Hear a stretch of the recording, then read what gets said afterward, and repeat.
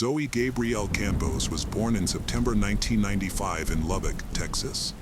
She was the youngest daughter of her parents, Melinda and Alejandro Campos III. She had an older sister, Savannah. Their father served in the Navy infantry, which caused the family to move frequently, but after a few years, they eventually returned to Lubbock. Melinda and Alejandro eventually divorced. While growing up, Zoe had many different hobbies, but most of all, she loved animals. Zoe's mother said that the girl often brought home stray animals. She has a kind heart, wants to help all animals, especially dogs, cats, and turtles. Zoe was very close to her mother from a young age. Her mother mentioned that people often joked about how Zoe and she had forgotten to cut the umbilical cord. Zoe was an incredible daughter, sister, and friend. She was cheerful, funny, but very caring. Zoe was also interested in mechanics and spent her free time repairing cars. Shortly before her disappearance, she started working on an old car that she hoped to restore herself. Her mother said that if Zoe could open a pet store next to an auto repair shop, she would definitely do it. Zoe had a wonderful relationship with her sister Savannah, and they spent a lot of time together. Savannah had 2 children, and Zoe loved being an aunt. She enjoyed taking her nephew fishing at a lake not far from their home. Despite being only 18 years old, Zoe was very mature and extremely responsible. She didn't go out partying, preferred the silence and cozy atmosphere at home. Unfortunately, all of this was taken away from her. On November 17, 2013, Zoe spent most of the day with her family. Later that evening, she planned to go to her friend April's house, where a baby had just been born, and April invited her closest friends to celebrate the occasion. It was not a big party, but rather a small gathering of friends, and of course, everyone there knew April. However, not all the guests knew each other. It was a normal evening. Everyone was chatting, and a friend mentioned that Zoe left around 9 p.m. because she planned to go to dinner with her sister Savannah. They intended to spend the evening with another friend. Savannah later reported that during dinner, Zoe was as carefree as ever. After dinner, everyone went to watch a movie. When the sisters returned home, Zoe planned to spend the night at Savannah's house to take care of her nephew and niece the next day while Savannah was at work. Savannah stated that the movie ended at 11:30 p.m., and during the film, Zoe seemed to fall asleep. When they got home, Savannah went to her room, thinking that Zoe would sleep on a couch in the living room, unaware that the next morning, her sister would be gone. Zoe left the house later that night when Savannah went to bed, which was out of character for her. It is known that Zoe left home at night from an emergency message her mother received at 2:30 a.m. Melinda worked at a bar that closed around that time, and she was pleasantly surprised when she got a message from her daughter, asking for a ride home. Melinda waited for about 30 minutes, but Zoe never showed up. Initially, Melinda was not too troubled and tried to call her daughter, but Zoe didn't answer. Melinda thought that maybe Zoe had simply fallen asleep. Melinda reached a friend's house near the bar and stayed there overnight, planning to return home in the morning. On November 18th, Zoe's sister woke up and began getting ready for work. Seeing that Zoe was not on the couch and not in the house, Savannah immediately started calling her. When Zoe didn't answer and her car wasn't parked outside, Savannah thought Zoe might have gone home early. She called again, but each time, the call went straight to voicemail. Savannah then contacted her mother and realized that she also couldn't reach Zoe. Panic ensued. Savannah and Melinda started calling hospitals to see if perhaps Zoe had been in an accident. However, after several hours without contact or any information, the women finally reported Zoe's disappearance to the police at around 5 p.m. The police could only accept a missing persons report after 24 hours. Fortunately, they agreed to send out a profile of Zoe's car and attempted to contact her mobile service provider. They were informed that Zoe's phone was either turned off or the battery had been removed. Then, a surprising coincidence occurred.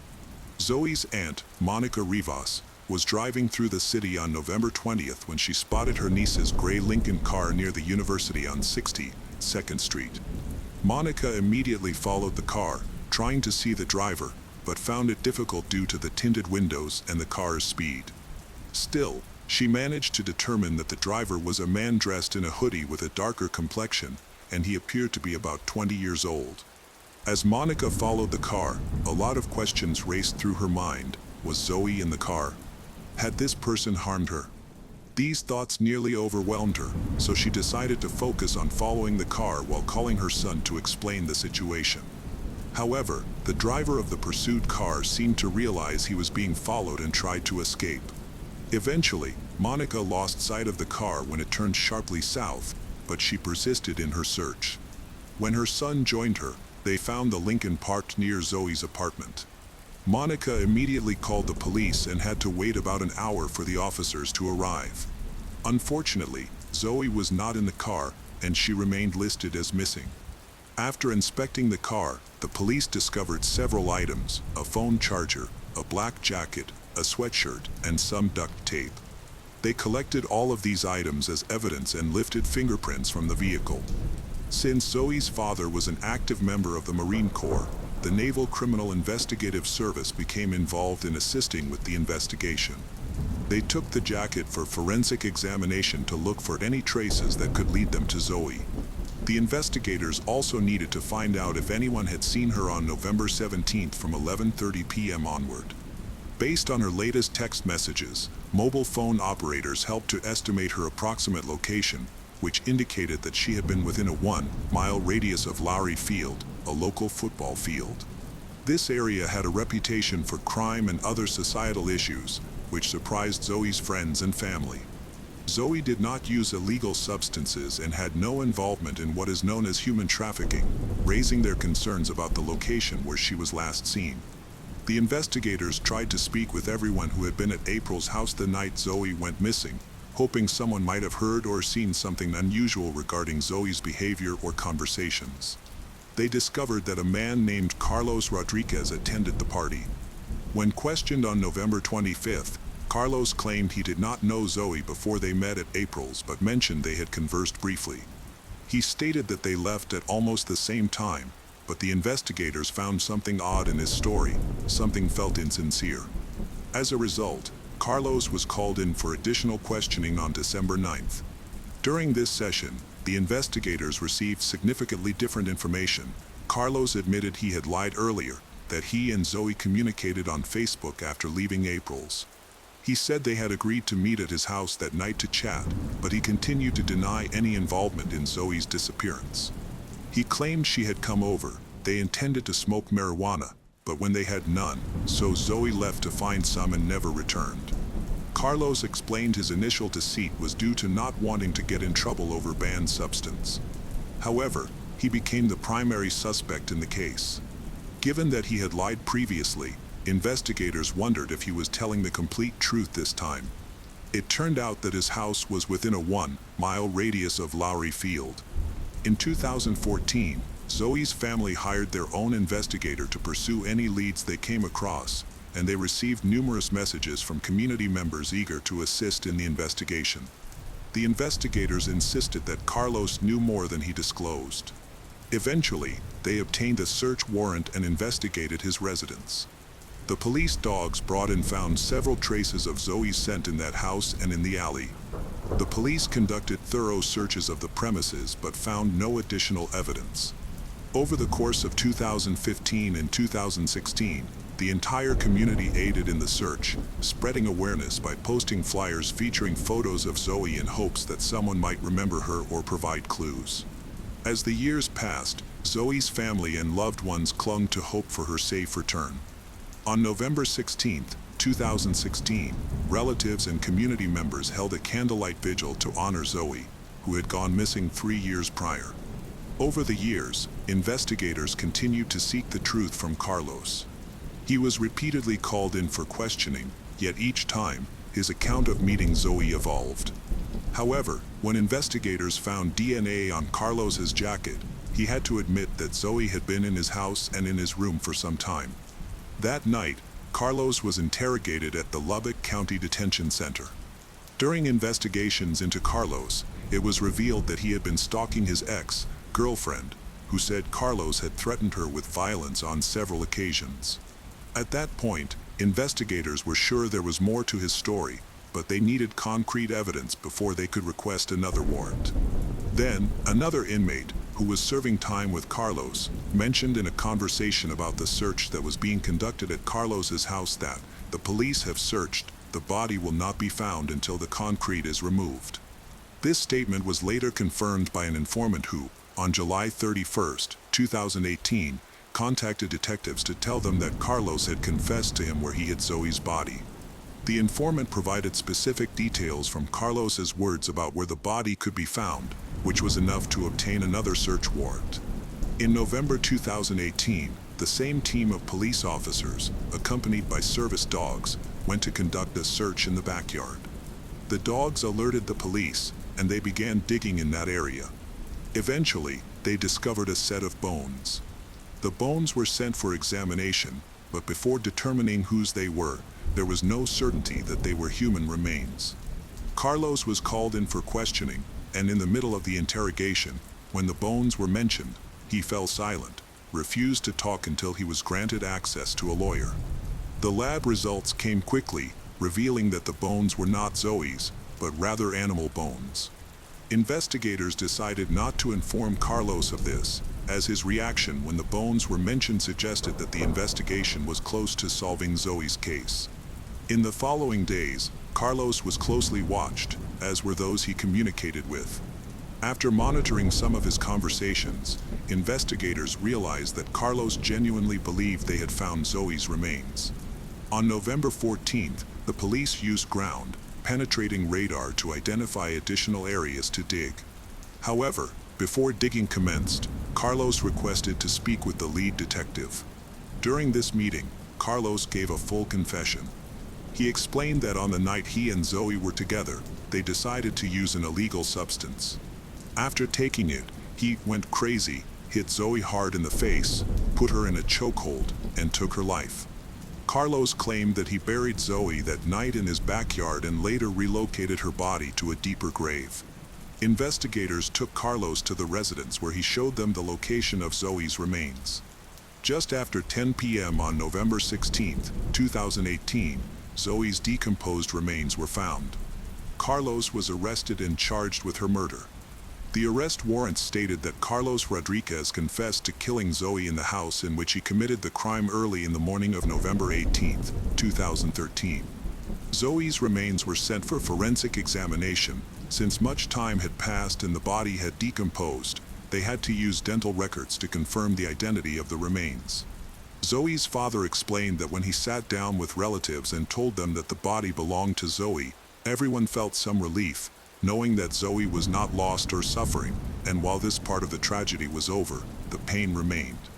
Despite Carlos's full admission of guilt, he later maintained in court that he was innocent. He also published a letter intended for the media in which he reiterated his claim of innocence, stating that he and Zoe had met at April's house for the first time, and that they had shared some flirtation. Carlos claimed that when he sent Zoe a message on Facebook late at night, they agreed to talk at his house. He stated that during the conversation, his mind, clouded by the substance, distorted reality, leading him to perceive Zoe as having an evil grin before he struck her. He said he did not remember how he managed to catch up to her, and that he regretted the actions he took, having lived for 5 years with guilt over the murder. Carlos apologized to Zoe's family in his letter, asking them to forgive him and encouraging them not to succumb to hatred. He also claimed he had to bury Zoe's body after it began to be unearthed by dogs.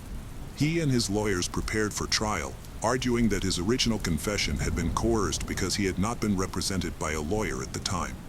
However, the judge ruled that both Carlos's oral and written confessions were legally obtained, could be used in court. On August 15, 2022, Carlos changed his plea from not guilty to an open plea, meaning he did not make a deal with prosecutors but planned to use his chances in court. He faced a minimum sentence of 5 years and a maximum of life imprisonment. After a brief deliberation, the jury delivered their verdict on August 18, sentencing Carlos Rodriguez to life imprisonment for the murder of Zoe Campos. The case of Michelle Lu. In the San Diego, California area, Michelle Lu lived with her family, which included her parents, her brother Michael. The house was always full of life and laughter. Michelle's mother worked as a nurse and inspired her daughter to follow in her footsteps. After her mother died, Michelle decided to finish what her mother had started and see it through to the end. She became a source of support for her family, learning to drive, cooking, and always giving advice. Michelle is a nursing student at Samuel Merritt University in Oakland and is interning at Kaiser Permanente Medical Center in Hayward. On May 27, 2011, after a long shift at the hospital, Michelle decided to quickly run to her car in the parking lot to get something. However, on her way to the car, she suddenly stopped, changed direction, and a few minutes later, a white Honda CR-V quickly drove out of the parking lot. When they began gathering all the students towards the end of her shift, Michelle was nowhere to be seen. Her personal belongings were left in the break room. Her phone was not answering. This behavior was completely unlike her, and her instructor suspected something was wrong, so they immediately called the police. The next morning, 10 hours after Michelle's disappearance, there was still no news of her. Her brother and other relatives began searching for her, joining forces with the police and volunteers. Michelle's friends and colleagues came to the police station, clearly concerned about her disappearance. They insisted that her behavior had been too strange and that no one was willing to leave before a full investigation began. The officers quickly realized how serious the situation was. Traces of blood were found in the parking lot where her Honda had been parked. At about 9 a.m., they found her Honda CR-V itself. It was locked and neatly parked in a visitor spot near an apartment building just a kilometer from the hospital. Inside the car were her laptop and someone else's student ID from Sal Merritt University, which lay on the back seat. Michelle had no connection to the owner of the ID, and it remained unclear why it was there. Later, it was discovered that the card had been stolen a couple of days before Michelle's disappearance.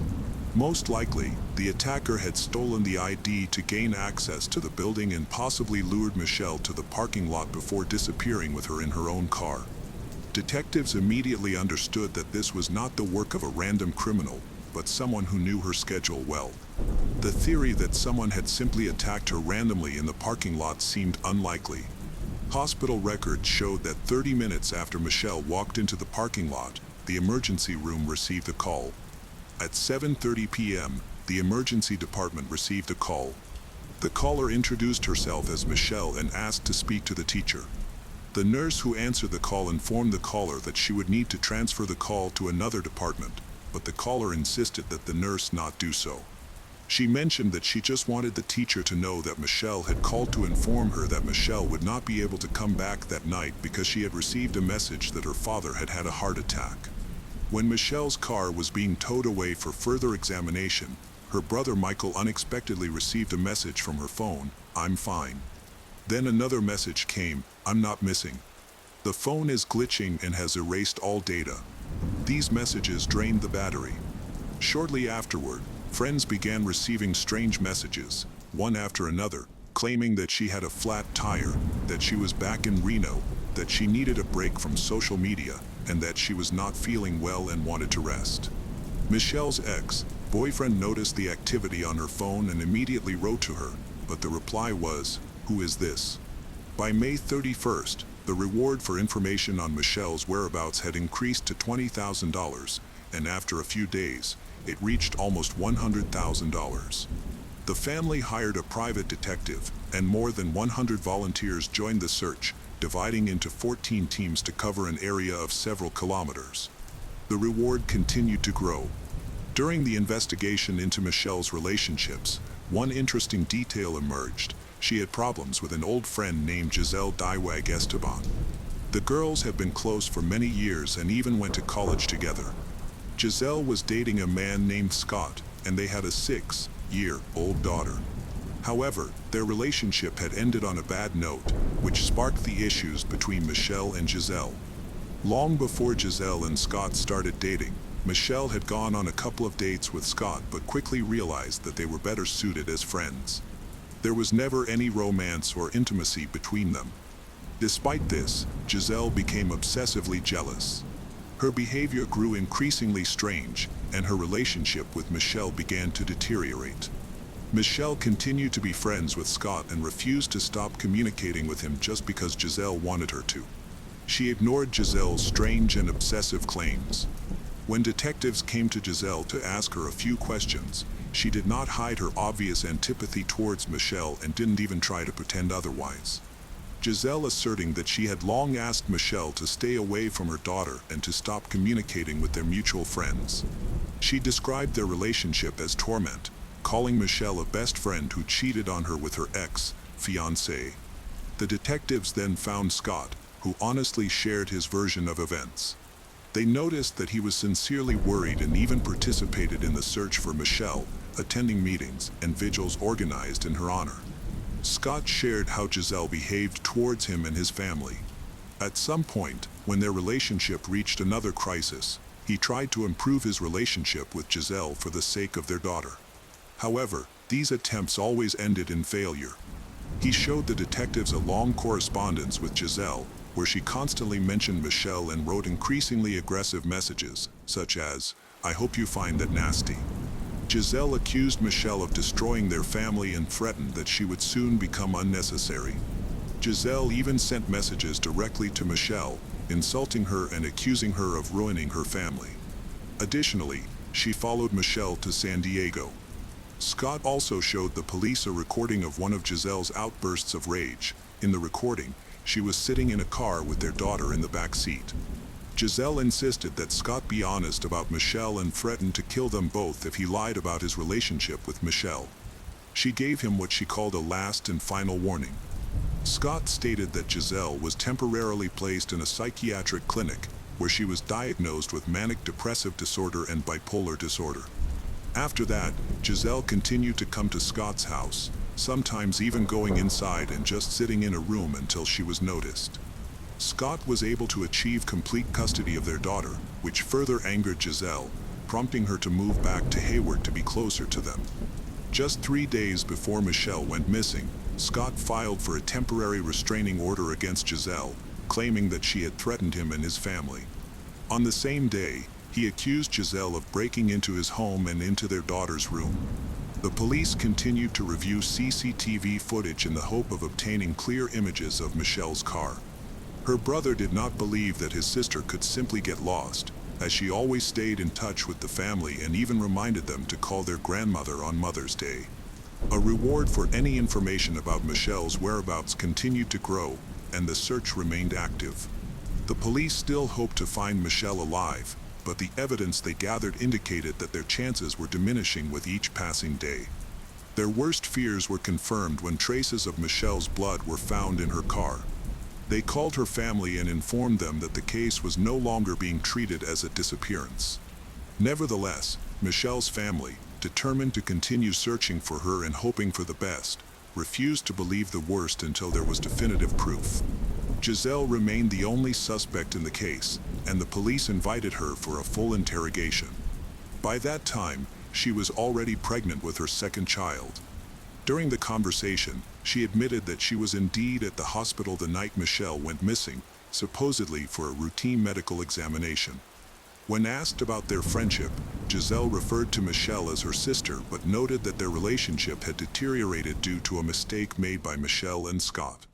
Giselle was released, but the police continued to monitor her, even installing a tracker on her car. Investigators believed she was connected to Michelle's disappearance, but they doubted whether she had acted alone due to her petite stature of only 158 centimeters. In the meantime, the police stepped up their investigation. They questioned Giselle's neighbors, who confirmed that Giselle and Michelle had been friends. Giselle told the press that she had nothing to do with Michelle's disappearance. Even her father joined the search for Michelle, flying in from Vietnam and calling on all local residents to help. An interesting turn of events occurred when Scott called the police and reported that he had found Michelle's phone in the back of his mother's car. Everything indicated that Giselle had planted it, since the tracker on her car showed that she had driven up to Scott's house several times. Security at the medical college where Michelle studied analyzed the data from the stolen student card, which had been used to access the building on May 26, the day before Michelle's disappearance. The cameras recorded Giselle. She had figured out the network technology and gained access to the card, stating that she was interested in enrolling. After receiving the card, Giselle began checking door locks, entering various classrooms, and inspecting the teacher's desk, where she found a student schedule, one of which belonged to Michelle. Now knowing the exact time when Michelle was supposed to be at college the next day, Giselle left the building. Analysis of phone data showed that on the day of her disappearance, Michelle and Giselle were in the same place at the same time. The next day, Giselle went into the Apple store and asked to unlock the iPhone, explaining to the technician that her daughter had accidentally locked her phone. After successfully unlocking it, Giselle left and went to Chuck E. Cheese, where cameras caught her texting. At the same time, Michelle's friends started receiving strange and obviously fake messages, which were confirmed by cell phone towers as coming from Michelle's phone. Despite there being no body, the police already had enough evidence to arrest Giselle Esteban for murder. When she was arrested at the front door of her home, a pair of shoes with Michelle's blood on the soles were also found in Giselle's car, along with a lock of Giselle's hair and her DNA on the steering wheel. Giselle had searched the internet for information on how to cause a heart attack without a trace, follow a person without being caught, and how to pick locks. She also searched for information on toxic gases such as potassium chloride and carbon monoxide. After Michelle went missing, her name was entered into the search bar more than 300 times.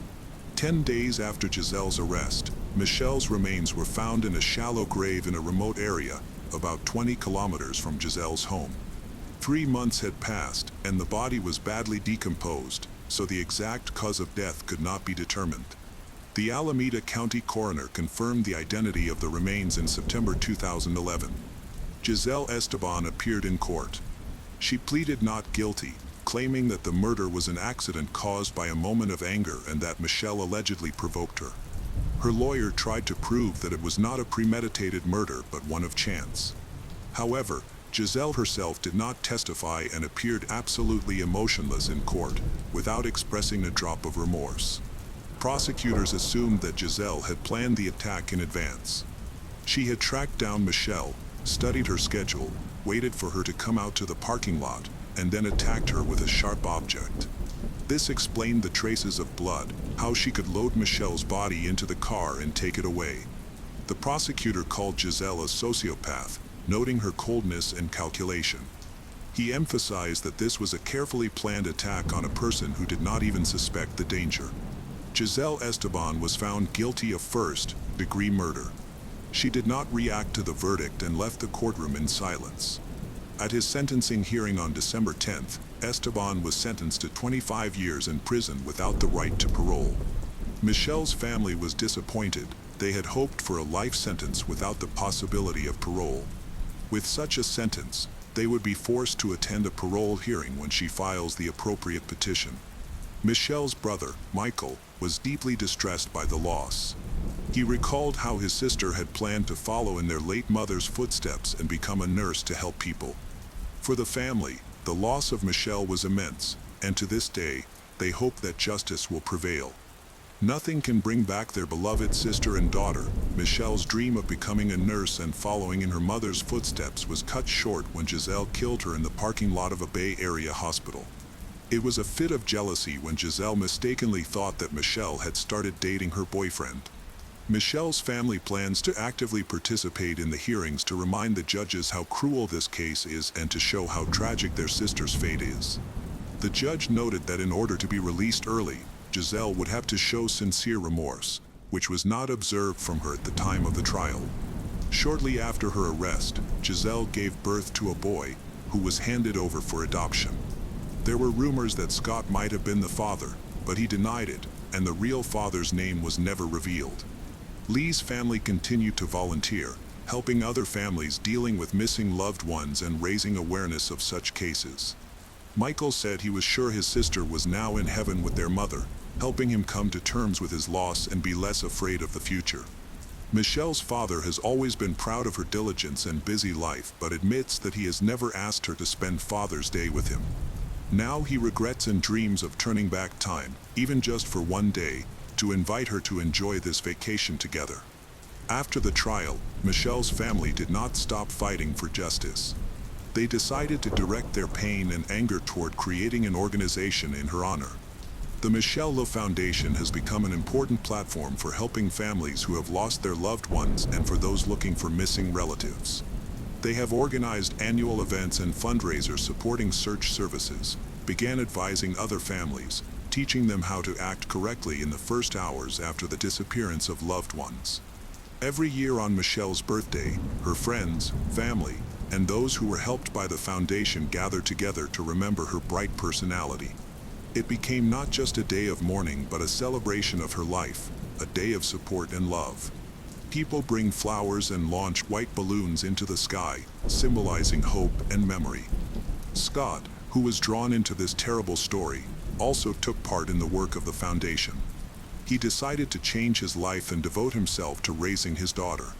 He actively participated in activities so that others would not face such a tragedy. As for Giselle, her chances for early release were minimal. Even after a while, her refusal to repent and emotional indifference made her a symbol of the destructive influence of hatred and envy. The story of how jealousy and unfounded suspicions can destroy lives became an important lesson for many, especially for those who suffer from toxic relationships and mistrust. Ultimately, despite all the tragedy, Michelle's light continued to illuminate the path for others. Her story and memory became a source of strength and inspiration, reminding everyone that love and compassion are stronger than hatred and jealousy.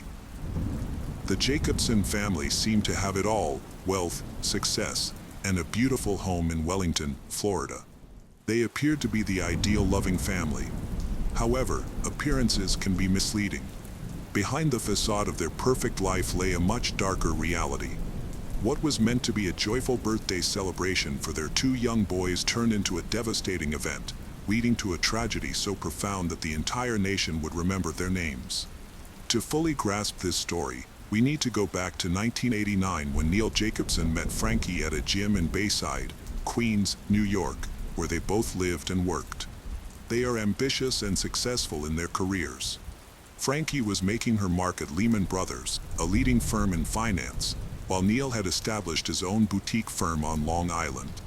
They were young, driven, and aspiring to achieve the American dream. Those who knew them praised their relationship as one filled with deep admiration and affection. Frankie was entirely devoted to Neil. In turn, he was seen as a charismatic and kind man with immense potential. Within his family and social circles, he was often regarded as a golden boy, intelligent, charming, and seemingly unstoppable. Together, Neil and Frankie appeared to be the perfect couple. They soon took the next step in their relationship by getting married and moving into Neil's home in New Jersey. Transitioning into married life was easy for them. Together, they created a comfortable, rewarding life filled with shared interests and adventures. They did everything, enjoying activities like biking, scuba diving, and weekend trips to the countryside, which helped strengthen their bond. To an outside observer, their life seemed perfect. However, amidst their seemingly ideal marriage, they felt something was missing: children. They desperately wanted to start a family, but the path to parenthood was challenging. For years, they endured the painful reality of infertility, going through multiple fertility treatments that brought both hope and disappointment. Despite the emotional toll, they remained determined. Finally, in 2003, after many struggles, their dreams came true when they welcomed twin boys, Joshua and Eric. With their lives already comfortable, Frankie and Neil experienced happiness beyond what they had ever imagined. Their family felt complete, and they thrived both personally and professionally. Neil's parents, Harold and Goldie Jacobson, moved from New Jersey to Florida in 2000. Although they loved their new home, they missed being close to their son and his family. They often expressed their frustration about the distance and wished for more time with their grandchildren. In 2005, Harold was diagnosed with cancer, and his health deteriorated rapidly, making it impossible for him to travel to New Jersey. This situation was a turning point for Neil. Being far from his father during such a critical time was too much to bear. He decided to move his family to Florida to be closer to his parents. Before the move, Neil had already started investing in real estate in Florida. He bought a pre-construction condo in Lantana and then a second one shortly after. Real estate quickly became an obsession for him, leading to the purchase of a third condo. Despite recognizing that he was stretching himself financially, he was drawn in by the booming market. Frankie, however, was concerned about his investments and questioned their practicality. Nonetheless, Neil was resolute in his decision and was not willing to change his plans. With his properties piling up in Florida, Neil began pushing Frankie to relocate. She was resistant, hesitant to leave behind the life they had built in New Jersey. She loved their home, their community, and the stability they had created. But as time passed, the financial strain of maintaining their New Jersey home became overwhelming. Eventually, Frankie reluctantly agreed to the move. The Jacobsons officially settled in Florida, eager to start a new chapter close to family. However, things did not go as planned. Neil had hoped to sell their New Jersey home before the move, but the market wasn't in his favor. Just 2 months after they arrived in Florida, tragedy struck.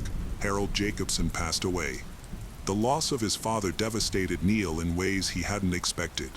He had uprooted his entire life to be closer to Harold, only to lose him so soon after arriving. The grief weighed heavily on him, and his mother, Goldie, later revealed that Neil had struggled with his mental health from a young age. She recalled that as a teenager, he had been diagnosed with obsessive-compulsive disorder, an issue that had plagued him for years. Doctors had noted that Neil had an overwhelming desire to be the perfect child, a pressure that followed him into adulthood. As the years passed, his struggles with anxiety only grew, and soon, things took an even darker turn. The Great Recession hit Florida hard, and Neil, who worked as a mortgage broker. The real estate market collapsed, and the once thriving business that had allowed him to invest so freely was now crumbling beneath him. The financial security he had worked so hard to build was slipping away. As the weight of his losses grew heavier, so did the cracks in his once stable world. The Florida condos he had invested in before relocating were quickly turning into a financial nightmare. Burdened with subprime mortgages, their payments increased month after month, stretching his resources thin. At first, Neil had convinced himself that things would turn around. He had always been a problem solver, always finding ways to make things work. But this time, no amount of determination could keep the walls from closing in. With little to no work coming in, and 4 separate mortgages draining their finances. At first, Neil and Frankie tried to hold on, dipping into their savings to stay afloat. But as time passed, their financial situation only worsened. Bills piled up, debt collectors began calling, and the stress of trying to keep everything together was pushing Neil to his limits. Desperate for a solution, he started making risky financial decisions, one bad choice after another, each one digging them deeper into a hole. He chased after risky investments, sought out loans, all in a futile attempt to stop the inevitable collapse. Eventually, the weight of it all became too much to bear. The financial juggling act had run its course. Frankie was exhausted and drained, made the painful decision to stop paying the mortgages on their 3 Florida condos. It was a move that felt like surrender, but they had no choice. There was simply no more money left to give. By the year 2008, the pressure of Neil's business failures had begun to take a serious toll on his health. At first, it started with minor complaints, aches and pains that he couldn't quite explain, but as time went on, his symptoms worsened. He became sluggish, struggling to muster the energy for even the most basic tasks. His body felt heavy, and his mind clouded. He experienced random bouts of dizziness that left him feeling unstable, and he found himself unable to focus the way he used to. Concerned, he visited the family doctor, who ordered a blood test. In October, the results were troubling. Neil had elevated hormone levels, but there was no immediate explanation for his decline. As the weeks passed, his condition only worsened. The once energetic and determined man was now lethargic, withdrawn, barely functioning. He was eventually diagnosed with depression and transient peripheral vertigo, a condition that further contributed to his constant dizziness. In an attempt to help him cope, his doctor prescribed Zoloft, a common antidepressant. Neil, desperate to feel better, took the medication as prescribed, hoping it would offer some relief. But instead of improving, his mental state deteriorated further. A few days after starting Zoloft, he was called back to the doctor's office, where they added a prescription for Xanax. It was meant to ease his anxiety, but his family and friends quickly noticed that something wasn't right. Instead of stabilizing his mood, the medication seemed to send him spiraling even further into darkness. His paranoia intensified, his emotions became more erratic, and Neil they had once known began to fade before their eyes. Neil's sister, Deborah, became deeply concerned about her brother's rapid decline. She confided in their mother, worried about what he was going through. According to Deborah, Neil had started experiencing terrifying hallucinations. He had grown increasingly paranoid, convinced that someone or something was out to get him. Frankie, his wife, was just as alarmed. She desperate for support as Neil's behavior became more and more disturbing. He had completely withdrawn from the world, he refused to go outside, stopped engaging with friends and family, and even neglected his own hygiene. There were days when he wouldn't even shower, lost in a haze of fear and depression. His paranoia took a terrifying turn when he became obsessed with the idea that the FBI was watching him. He was convinced that federal agents were surveilling him, gathering evidence to have him arrested.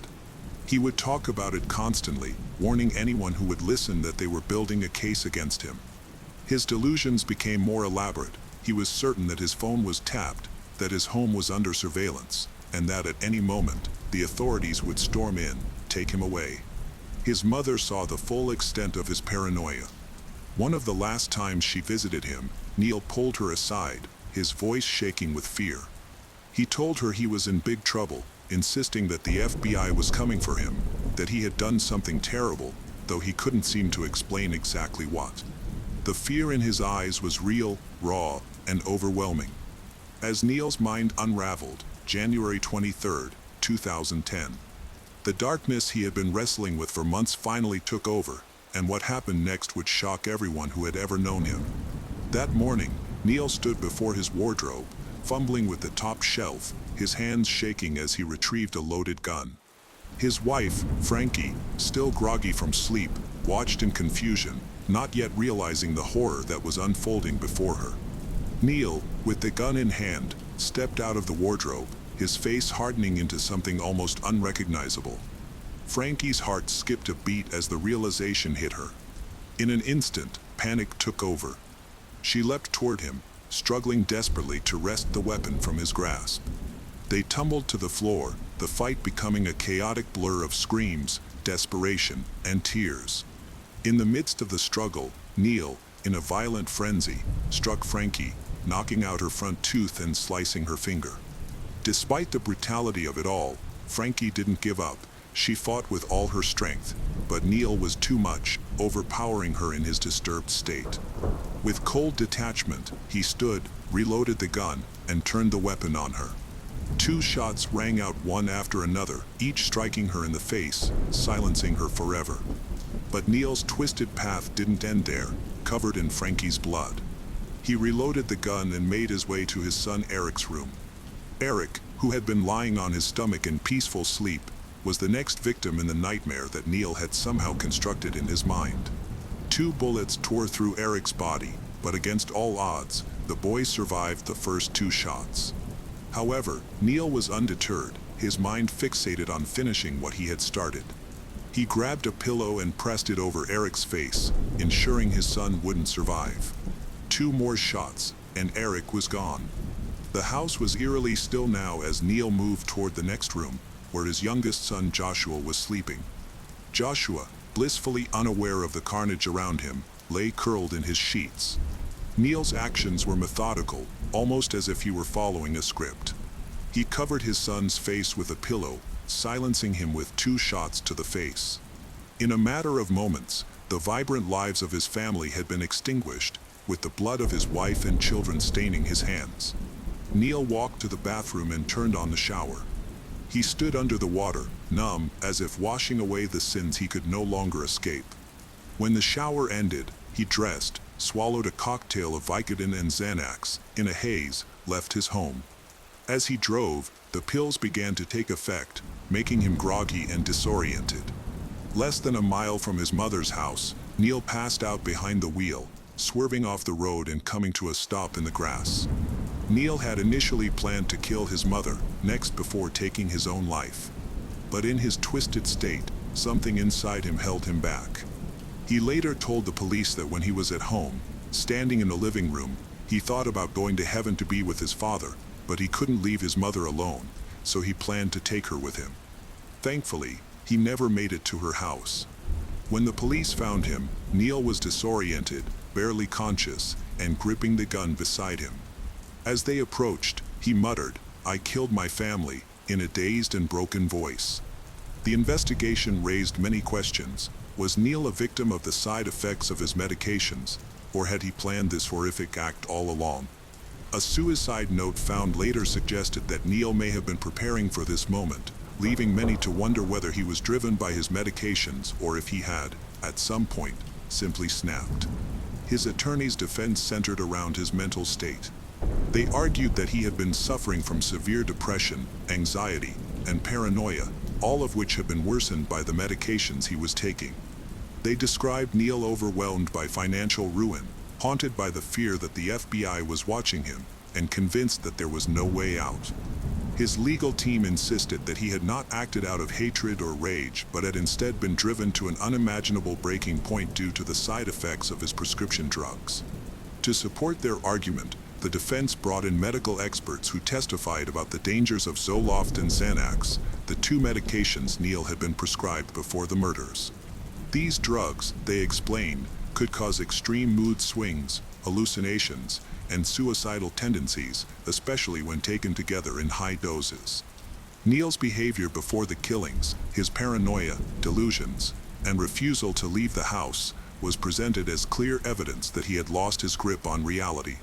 His lawyers pushed the narrative that Neil had been a loving father and husband, a man who had never shown any signs of violence before, making it hard to believe that he had killed his family intentionally. But the prosecution had a different story to tell. They painted Neil not as a victim of medication, but as a desperate man who had methodically planned the murders. They argued that his financial troubles had reached a boiling point, and that instead of facing them, he had chosen to take his family's lives in an act of ultimate control. They pointed to the way he had executed the killings, retrieving his gun, reloading it multiple times, and ensuring that no one survived. To them, this was not the act of a man lost in a haze of confusion, but one who had made a deliberate and calculated decision. One of the most compelling pieces of evidence against Neil was the suicide note found in his home. The note indicated that he had thought through his actions and accepted what he was about to do. It wasn't the frantic scribblings of someone in the middle of a psychotic episode. It was organized, reflective in the prosecution's view, proof of premeditation. If he had truly been unaware of his actions, why would he have left behind such a message? The prosecution also called witnesses to testify about Neil's behavior leading up to the murders. His sister, Deborah, had noticed a dramatic shift in his personality. He had become increasingly paranoid. His wife, Frankie, had confided in Deborah that Neil was no longer the man she had married. He had stopped showering, refused to leave the house, and seemed trapped in his own mind. While the defense used these accounts to argue that Neil was suffering from a mental breakdown, the prosecution used them to show that there had been warning signs that should have led Neil to seek professional help instead of resorting to murder. Neil's mother, Goldie, also played a heartbreaking role in the trial. She had been one of the last people to see him before the tragedy. She recalled how Neil had told her, "Mom, I love you, no matter what happens." The courtroom fell silent. At the time, she hadn't thought much of it, but in hindsight, it was clear he had been preparing for what he was about to do. Goldie, who had always seen her son as a kind and loving man, she struggled to reconcile the Neil she knew with the one on trial for murder. As the trial progressed, the jury was left to decide whether Neil Jacobson had truly been in a state of antidepressants-induced psychosis or if he had coldly and deliberately murdered his wife and children. The prosecution emphasized that Neil had made a series of conscious choices, loading his gun, aiming at his loved ones, and pulling the trigger multiple times. They argued that no matter what struggles he was facing, nothing justified what he had done.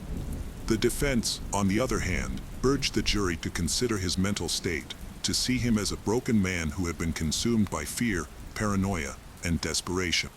After days of deliberation, the jury reached a verdict, guilty on all counts. The judge, while acknowledging the tragedy of the situation, made it clear that no level of financial distress or mental illness excused the murder of innocent children and a devoted wife. Neil Jacobson was sentenced to life in prison without the possibility of parole. His fate was sealed, and the courtroom was filled with an overwhelming sense of loss. Neil Jacobson reached a plea deal with the state. He changed his plea from not guilty to guilty of 3 counts of first-degree murder. He stated that the reason was the family's mounting financial situation. Now, he will spend the rest of his life behind bars. Neil Jacobson answered to the judge in the Palm Beach County courtroom, admitting that he shot his wife, Frankie, and then shot their twin 7-year-old sons while they were asleep in their Wellington home back. During the family's turn to speak in court, Neil held his head down and never looked up. Even after the trial ended, many questions remained. Could this tragedy have been prevented if Neil had received different treatment? Were the medications to blame, or was he simply a man who refused to face his failures? No one could say for certain what had driven him to this point. However, what was undeniable was that a mother and 2 young boys had lost their lives in the most horrific way possible. Nothing could ever undo that. Angel Ormston was born in 1975 in Mentor-on-the-Lake, a quiet suburb of Ohio, USA. This area has about 7,000 residents, and everyone knows each other. Children from local families often get along and grow up together. Life here is very simple and similar. The local high school serves as the main place of learning for most young people in town. Angel is a friendly and cheerful girl. She particularly enjoys walking around the area with her friends and often drives around with loud music. Local teenagers often gathered at a large shopping mall in a nearby, bigger city, which featured restaurants, a movie theater, and various stores. It made sense that Angel would find a part-time job there. In the summer of 1992, she started working at a fast food restaurant as she prepared for her senior year of high school. This job not only allowed her to earn some pocket money, but also helped her save up for college. Her daily routine was consistent. She worked in the mornings and spent time with friends afterward. On the evening of July 31st, 1992, 17-year-old Angel planned to go to her restaurant to pick up her paycheck and do some shopping. She promised her mother, Jackie, she would be home before the mall closed. Initially, her mother was not concerned and went to bed, assuming she was out with friends. The next morning, she woke up to find Angel missing from her room. Despite this, she didn't worry too much because it was common for her daughter to stay over at friends' houses, especially on weekends and holidays, so she pushed her uneasy thoughts aside. In this close-knit community, crime was rare, and young people often visited each other without worry. However, Angel, a high school student, didn't always keep her mother informed, which led to concerns. Her mother didn't want to restrict Angel too much, allowing her daughter considerable freedom that matched her independent spirit. Angel's upbringing was relaxed. Her mother was adaptable and aimed to maintain a harmonious environment. Meanwhile, her father was often away as a long-distance truck driver. Despite the lack of strict rules or curfews in the Angel household, unsettling thoughts began to creep into Jackie's mind. Angel was missing all Saturday, and when her mother woke up on Sunday to find she still hadn't returned home, worries began to set in. She called families where Angel could stay, and her brother also went to the shopping center where she worked. Upon arriving at the parking lot, Angel's brother noticed her Honda Civic, which heightened his concern. He hoped to find Angel inside, but instead found her purse, comb, and other personal items left on the driver's seat, indicating she might have vanished. He checked the burger joint where she worked, but learned she hadn't shown up for a couple of days. Alarmed, he contacted Jackie, their mother, who hurried to the shopping center to retrieve Angel's car and uncover the truth while pushing aside her fears. Initially, she hoped it was just a series of coincidences. Angel often went out at night with her best friend, Stacy. That day, Stacy's family could not be reached, which gave Jackie some peace of mind. Nonetheless, anxiety grew as Jackie drove around the mall looking for Angel, but she found no trace of her daughter. Friends who did manage to contact her hadn't seen Angel since Friday. By 8 p.m., Jackie still couldn't reach Angel, deepening her worry.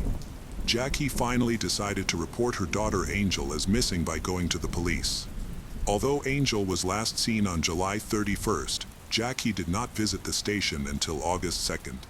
This delay raised suspicions among the police, but Jackie explained that she believed she needed to wait 48 hours before reporting someone missing.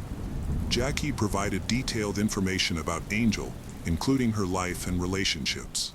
Jackie asserted that, up until the very last moment, she was not worried that anything serious had happened to Angel. On the morning of Monday, August 2nd, Jackie managed to reach Stacy, who confirmed Jackie's fears. Stacy had spent the entire weekend at her sister's house and hadn't seen Angel. She was shocked to learn that her friend had been missing for over 2 days. Stacy tried to contact some mutual friends, but none had seen Angel. Following this, Jackie provided the police with new information, prompting them to initiate an active search for Angel. The police first examined Angel's car, which showed no signs of a struggle. The car was in normal condition, with no blood, signs of theft, or forced entry. The officers believed Angel may have left the car willingly. Given her age, they suggested she could have run away, but Jackie rejected this idea, citing their good relationship. Angel was not involved with banned substances and had always remained calm during her teenage years. Despite her independent nature, she was not the type to run away. In fact, she had been making future plans, including furthering her education at university. Detectives worked extensively to investigate Angel's disappearance. They suspected she might have been kidnapped from the car and collected many fingerprints at the scene. Although there were numerous prints, all belonged to family and close friends. Despite this, every individual had to be investigated to clear them as suspects since there were no other leads. The investigation began with Angel's father, a truck driver, but he was quickly ruled out because he had a verified alibi. He was in another state when his daughter went missing. Next, detectives looked into Angel's mother, Jackie. Her refusal to take a polygraph test raised significant suspicion and drew the attention of the investigators. They noted her delay in contacting the police and her decision to take Angel's car from the parking lot soon after learning about the disappearance, which further fueled suspicions. The police lacked the authority to compel her to take a polygraph test, and there was no direct evidence against her. As a result, the investigation continued with Jackie being the primary suspect. Jackie claimed that on the evening when Angel left home, she intended to go to a burger place. However, interviews with local staff revealed that Angel never arrived to pick up her paycheck that day. Investigators seized the opportunity to gather more information from Angel's colleagues. They quickly eliminated Jackie from the list of suspects due to Angel's good relationship with her family. However, they developed several other theories, including a suspicious connection to a former manager known for inappropriate behavior toward female employees. Investigators suspected that the former manager had been spying on female staff while they changed into their work uniforms. Later, he was fired for a harassment incident. Several female employees reported that this manager had touched them inappropriately. When the police investigated him, they discovered he had a criminal record for inappropriate behavior with minors, making him the main suspect. Other women also mentioned that he frequently focused on Angel, often looking for chances to be alone with her in the kitchen and making inappropriate comments. When this was discovered, the detectives were so focused on the case that they overlooked Jackie. The former manager was quickly located and interviewed, but he denied any involvement in Angel's disappearance. He said that she hasn't seen him since they worked together. He claimed that, on the day she went missing, he was far from his hometown and provided a timesheet showing that he was at another location of the fast food chain that day. Despite this evidence, detectives did not exclude him as a suspect and continued to question everyone at the restaurant, including both staff and management. Through their investigation, they uncovered a secret that Angel had kept from her family. She had been fired for consistently being late. While she was indeed heading to the restaurant to collect her final paycheck, this revelation did not provide any new leads regarding her disappearance. Gradually, all of Angel's co-workers were ruled out as suspects because they had alibis. Neither Angel's former manager nor her mother was considered a viable suspect in the case, making it difficult for the police to conduct their investigation. Communication with Angel's closest friends did not reveal any new information. Everyone was shocked at the idea that someone in her circle might wish her harm. She was gentle, trusting, and usually avoided conflict. However, her trusting nature made her vulnerable to someone who might manipulate her into a dangerous situation. After a long period without contact, fears grew that Angel had died. She hadn't reached out to anyone, appeared in public, or used any payment methods. Given these circumstances, the police decided to re-examine the people closest to her, as those responsible for such crimes are often found among acquaintances. The focus shifted to her best friend, Stacy. Although they had spoken to her briefly before, this time the interview lasted over 4 hours. From the start, Stacy expressed a strong willingness to help but firmly denied any involvement. She was cleared as a suspect when she provided a confirmed alibi. She had spent the entire weekend at her sister's house and they had been together the whole time, cooking side by side. The police are trying to ask Stacy if she knows about Angel's relationship with a man. Stacy revealed that Angel had recently become interested in a young man named Mark Saka, a 19-year-old who had just graduated with honors from their high school. Stacy explained that Angel had been in love with Mark for a long time and even hoped to start a serious relationship with him.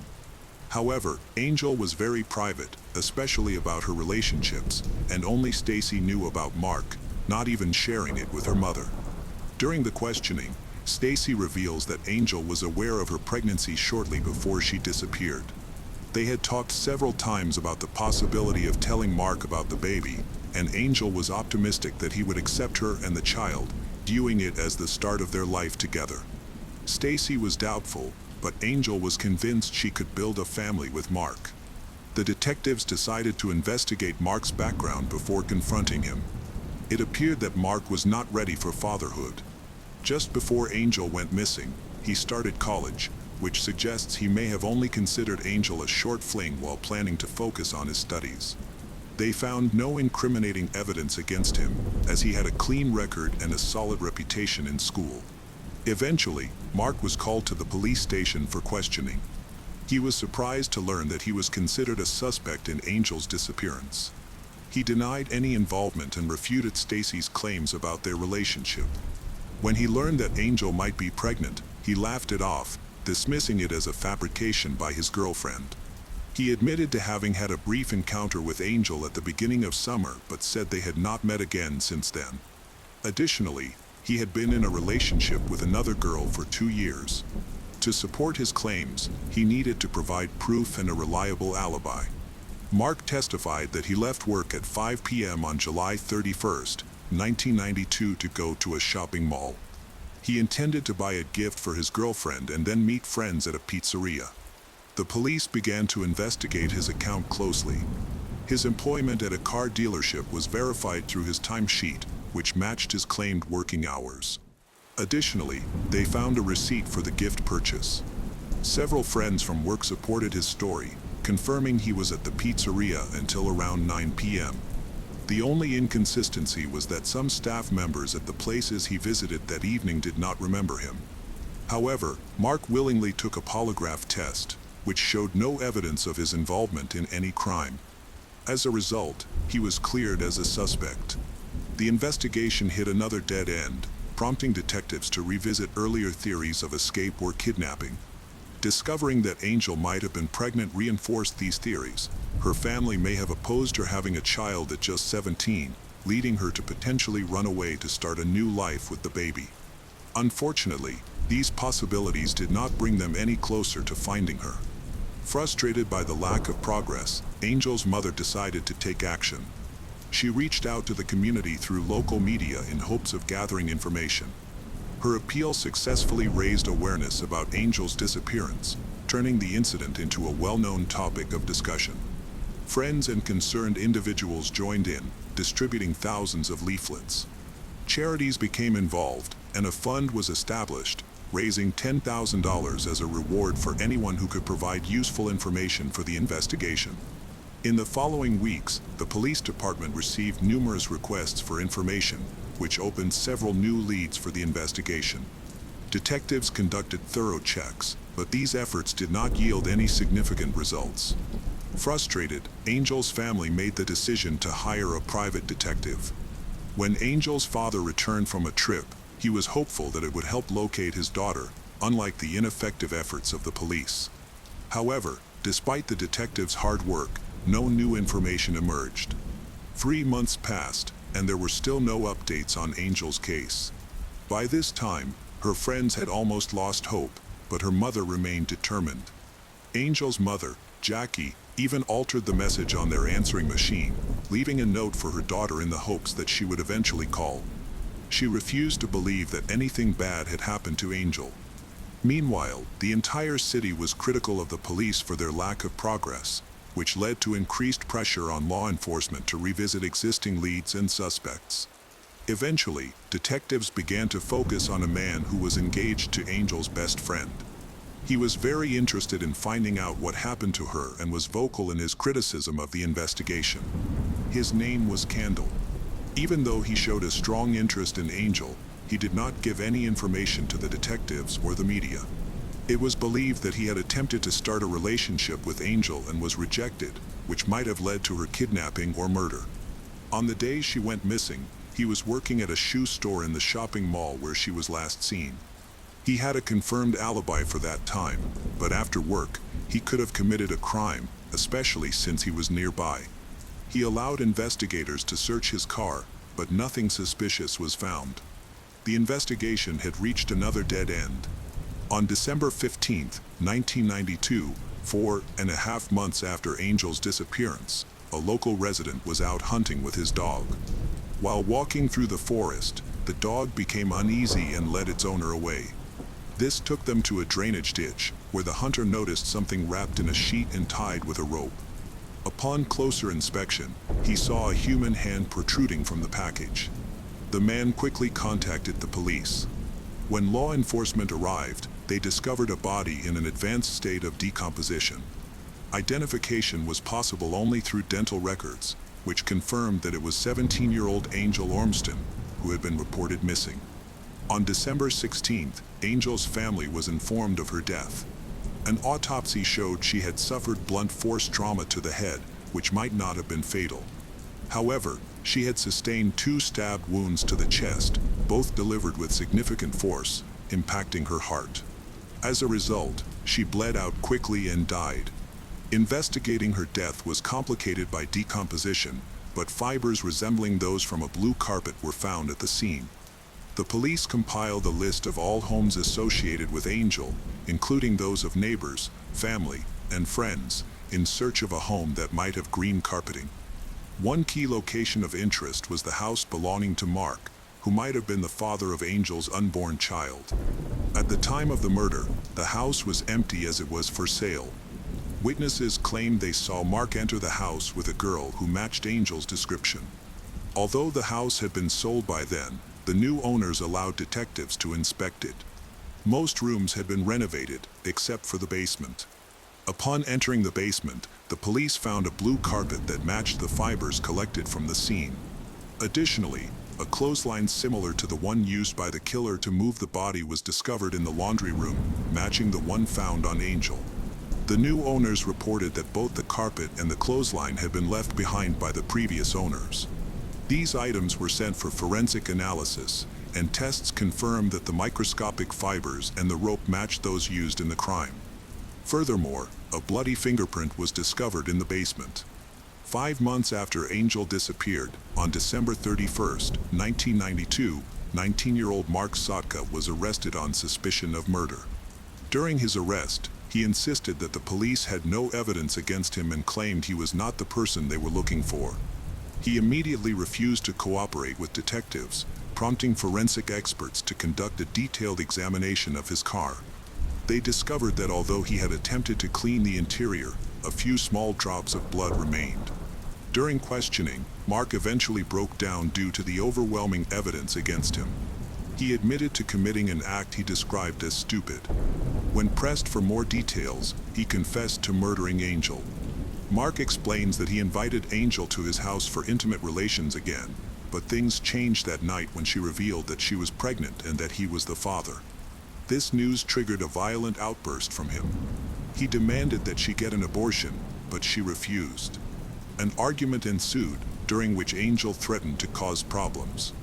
In a fit of rage, Mark struck her several times in the face. Angel fell in the garage, and Mark, grabbing a knife, returned to the basement and stabbed her twice in the chest. Afterward, he calmly met with his friends at a pizzeria, chatting and laughing as if nothing had happened.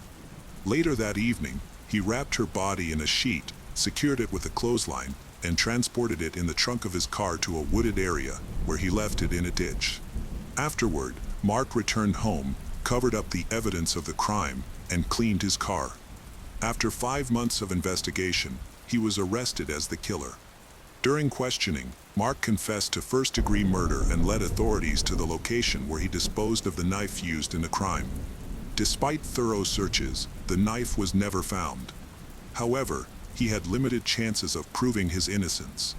The motive for the attack stemmed from Angel's pregnancy, which disrupted his future plans.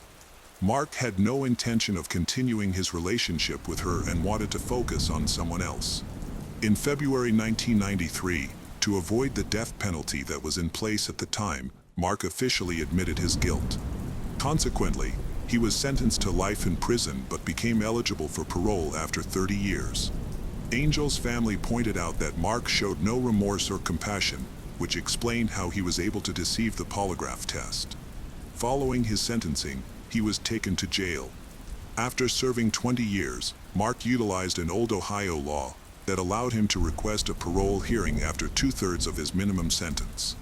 His family was informed, and Angel's relatives increased their efforts to prevent him from being released. Their efforts were successful, and he was denied parole in July 2023. After serving 30 years, Mark appeared before the parole board again, but this time, Angel's family opposed his release once again. As a result, he remains in prison. Angel's family expressed their relief to the media, calling it a significant victory for them. Her mother stated that their family would continue to fight to keep the killer incarcerated and would never forgive Mark, who has never expressed remorse or sought forgiveness for taking Angel's life and the life of her baby. At around 4 p.m. on Friday, April 15, 2011, in Lorgues, France, 27-year-old Alexander Durand was on his way home when he received a call from his younger sister, Séverine. She was a high school student, and the siblings had a close relationship, often calling each other. However, today she called not to share good news or weekend plans. Instead, she informed him that their mother, Colette, had not picked her up after school as she usually did. The day before, Séverine had been with their father, who had taken her to school in the morning. She had tried calling their mother multiple times, but her calls went unanswered. This was unusual because their mother was normally very responsible, and there was no reason for her not to come and pick up her daughter. Séverine was worried that something might have happened, such as an accident. She advised Alexander to check the situation and visit their mother's house. Alexander was also worried, so he called his mother several times, but received no response. Finally, he decided to visit his mother's house himself. When Alexander arrived, Séverine was already there, but she was still very anxious, even more than before. She was in the house with the gendarmes, and what they discovered was very concerning. Colette's car was parked in the driveway, the doors were unlocked, and the keys were in the ignition. 52-year-old Colette had vanished without a trace. The keys to the house were also in the car, so Alexander took them and went inside to see what was happening. The house was completely empty, as if she had simply disappeared. The gendarmes quickly began their search for Colette since the situation was becoming increasingly alarming. Initially, they suspected a robbery, but they found that nothing was stolen from the house. The doors and windows were untouched. In the back seat of the car, they discovered Colette's purse, which held all her identification, bank cards, and cash. She could not have left willingly without those items. Tension heightened, even after 3 hours of searching. there was still no news. Both the house and the car were thoroughly examined, but no leads emerged. As a result, the search area was expanded to include the outskirts of the town. None of the neighbors had seen anything out of the ordinary, no suspicious noises or activity near Colette's home.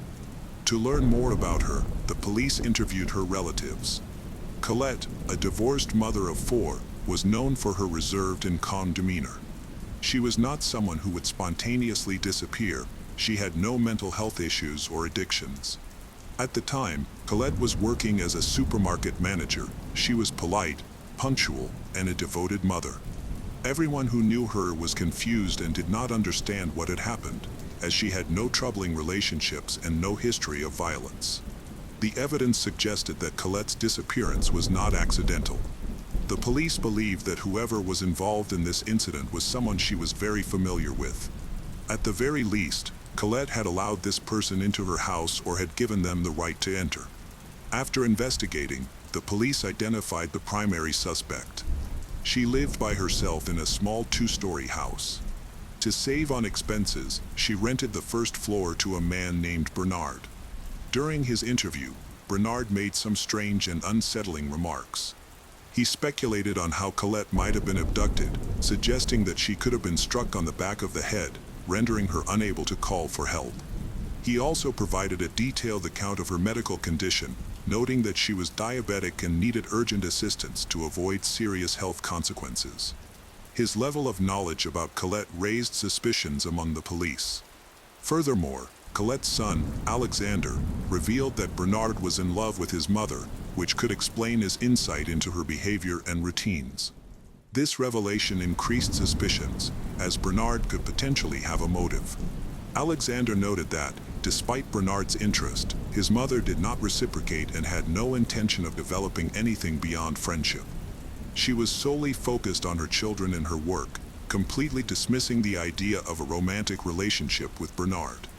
When detectives investigated Bernard's background, they found that he had a criminal history. In 1999, he assaulted his girlfriend with a weapon after she tried to end their relationship. His ex described him as very hot-tempered and unable to control his rage. As a result of these incidents, suspicions about Bernard increased. Colette's lack of interest may have caused him to become angry, and what happened next remains unclear. In 1999, Bernard received a brief 6-year prison sentence for an attack, mainly because the girl he attacked survived. Now, he was called to the police station for questioning as the primary suspect in Colette's disappearance. The police were trying to determine when Colette went missing, and Bernard claimed to have useful information. He reported that on the afternoon of April 14, 2011, while watching television, he heard noises coming from the second floor, where Colette had lived. He could hear footsteps on the wooden floor, but then everything went quiet. He did not see Colette leave, making it likely that he was the last person to have seen her. However, the police were concerned about Bernard's behavior. He was unable to recall the exact time of the noises or even remember what show he was watching, raising further suspicions. Bernard's main problem was that he didn't have a verifiable alibi. However, there was no evidence against him, so the police had to let him go. The next morning, officers came to inspect his house. Bernard greeted them with shouts and was initially unwilling to let them enter. Eventually, he agreed to show them around the first floor of the rented property but continued to make odd comments. Notably, he pointed out a hatch that led to the basement. He remarked that if he had killed someone, he would have hidden the body there, yet he insisted he was innocent and claimed the basement was empty. Upon inspection, there was indeed no one there. Meanwhile, when law enforcement searched Colette's home, they discovered suspicious stains believed to be washed blood, but this could not be confirmed. Despite the lack of evidence, suspicion remained around Bernard. Deciding to keep a close watch on him, the detectives sought to establish the exact time of Colette's disappearance, but clues were scarce. She had been alone for several days with minimal contact with her neighbor until April 15th. Anything could have happened during that time. Investigators began to piece together her movements, partly based on Bernard's statement that he had heard loud noises from the floor above on April 14th, the day before she vanished. As the investigators looked into the case, They realized that no one had seen Colette since April 15th. They managed to locate her friend, who stated that he had last seen Colette on April 14th around 3:30 p.m. at a gathering with mutual friends. He mentioned that after leaving the party, she got into her car intending to drive to Draguignan but planned to stop at home first. This was the only information available and was considered a starting point for the investigation, as more than 40 hours had passed since she went missing. Communicating with Colette's friend helped them determine a rough timeline for when she went missing. In her car, investigators found not only her personal belongings but also her mobile phone. They began analyzing the phone to see whom Colette had communicated with in the hours leading up to her disappearance. Notably, there was a call that lasted about 40 seconds, made shortly before 3:30 p.m. The call was from Sylviane Fabre, Colette's ex-husband's sister. Sylviane was contacted, and she stated that she had met Colette during Colette's marriage to her brother. At that time, Colette's relationship with her husband was not very good, so they decided to separate. However, afterward, the former spouses and their families managed to maintain friendly relations.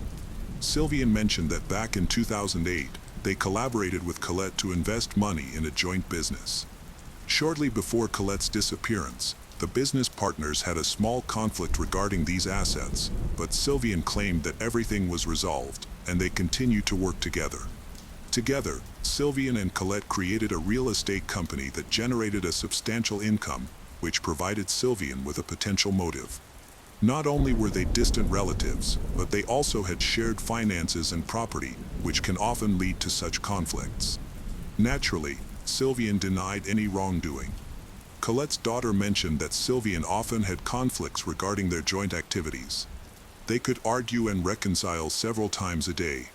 However, Colette's daughter described all these disputes as minor issues that were resolved quickly.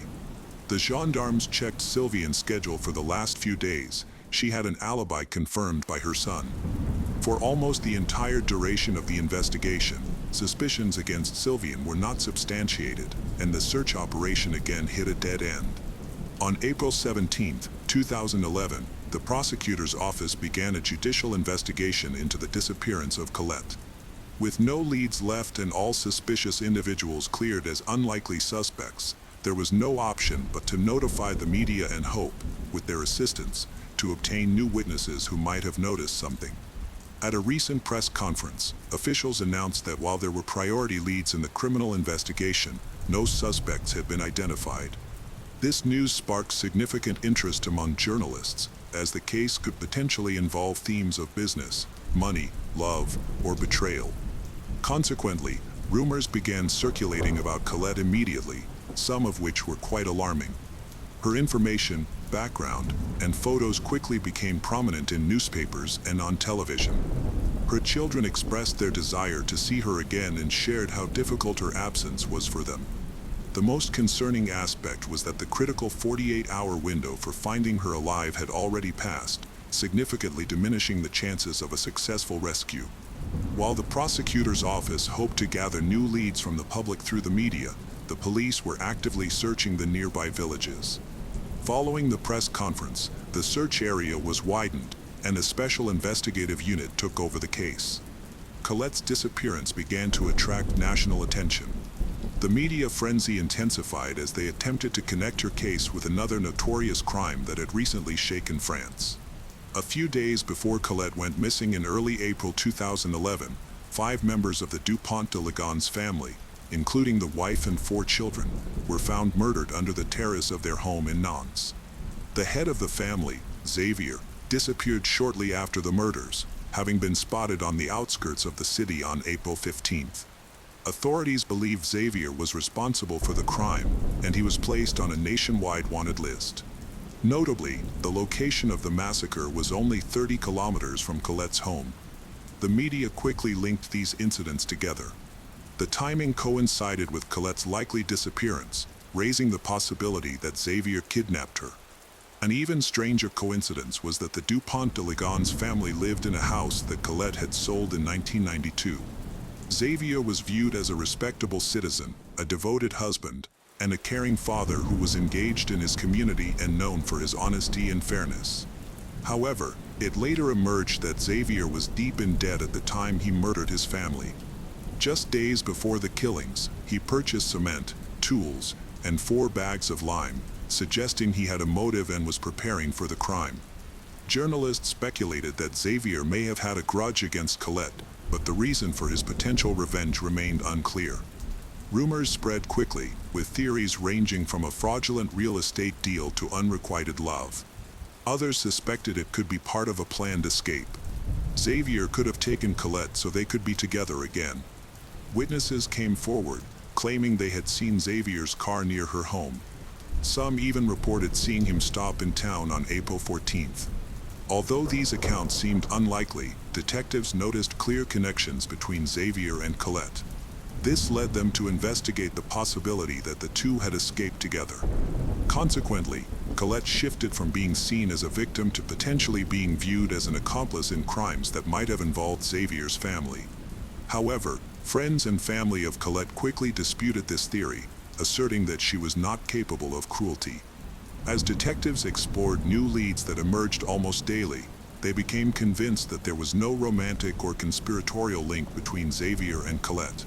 They began to feel that the similarities between Xavier and Colette were merely coincidental or tragic coincidences. To definitively eliminate this theory, they decided to examine both Xavier's and Colette's mobile phones. They encountered a challenge. Xavier's phone could not be tracked, and there were no calls or messages from Colette's phone to his. After their investigation, they found no evidence of any contact between the two after the sale of the house. Although the theory regarding Xavier was intriguing, it ultimately consumed valuable police time and resources. 3 weeks after Colette's disappearance, any possible link to Xavier was dismissed. Xavier himself was never found, leaving the French police at an impasse. The case has reached a dead end and will not make any progress until at least May 15, 2011. On this day, about 30 kilometers from Lorgues, 2 tourists were returning from a forest hike and taking photos. While using a remote path to capture some scenic shots, they were hit by a strong, unpleasant smell coming from the side of the path. One of the tourists decided to investigate the source of the odor. As the woman approached a pile of stones, the smell intensified and became unbearable. When she moved one of the stones, she discovered a leg protruding from beneath the rocks. The tourists quickly called the police. Within minutes, gendarmes arrived at the location and found the body of a woman in an advanced state of decomposition, making it difficult to determine her gender. Only her clothing provided a clue. The police attempted to identify the victim but were initially unsuccessful. They took photographs of her clothes, accessories, and jewelry, which were then shown to the families of various women who had gone missing in the area. Among those families were the children of Colette. Her daughter and son recognized their mother based on what she was wearing. Although the gendarmes believed they had identified Colette a month after her disappearance, they chose to wait for more conclusive evidence. DNA analysis was necessary to confirm family ties, as appearance alone could not provide definitive proof. Ultimately, the examination verified the police's suspicions. The body was indeed identified as Colette Durand.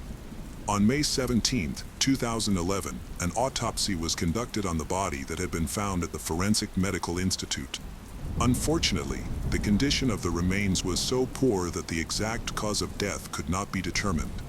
The forensic expert did confirm that Colette had not been abused before her death, but it did not help the police make much progress in the case.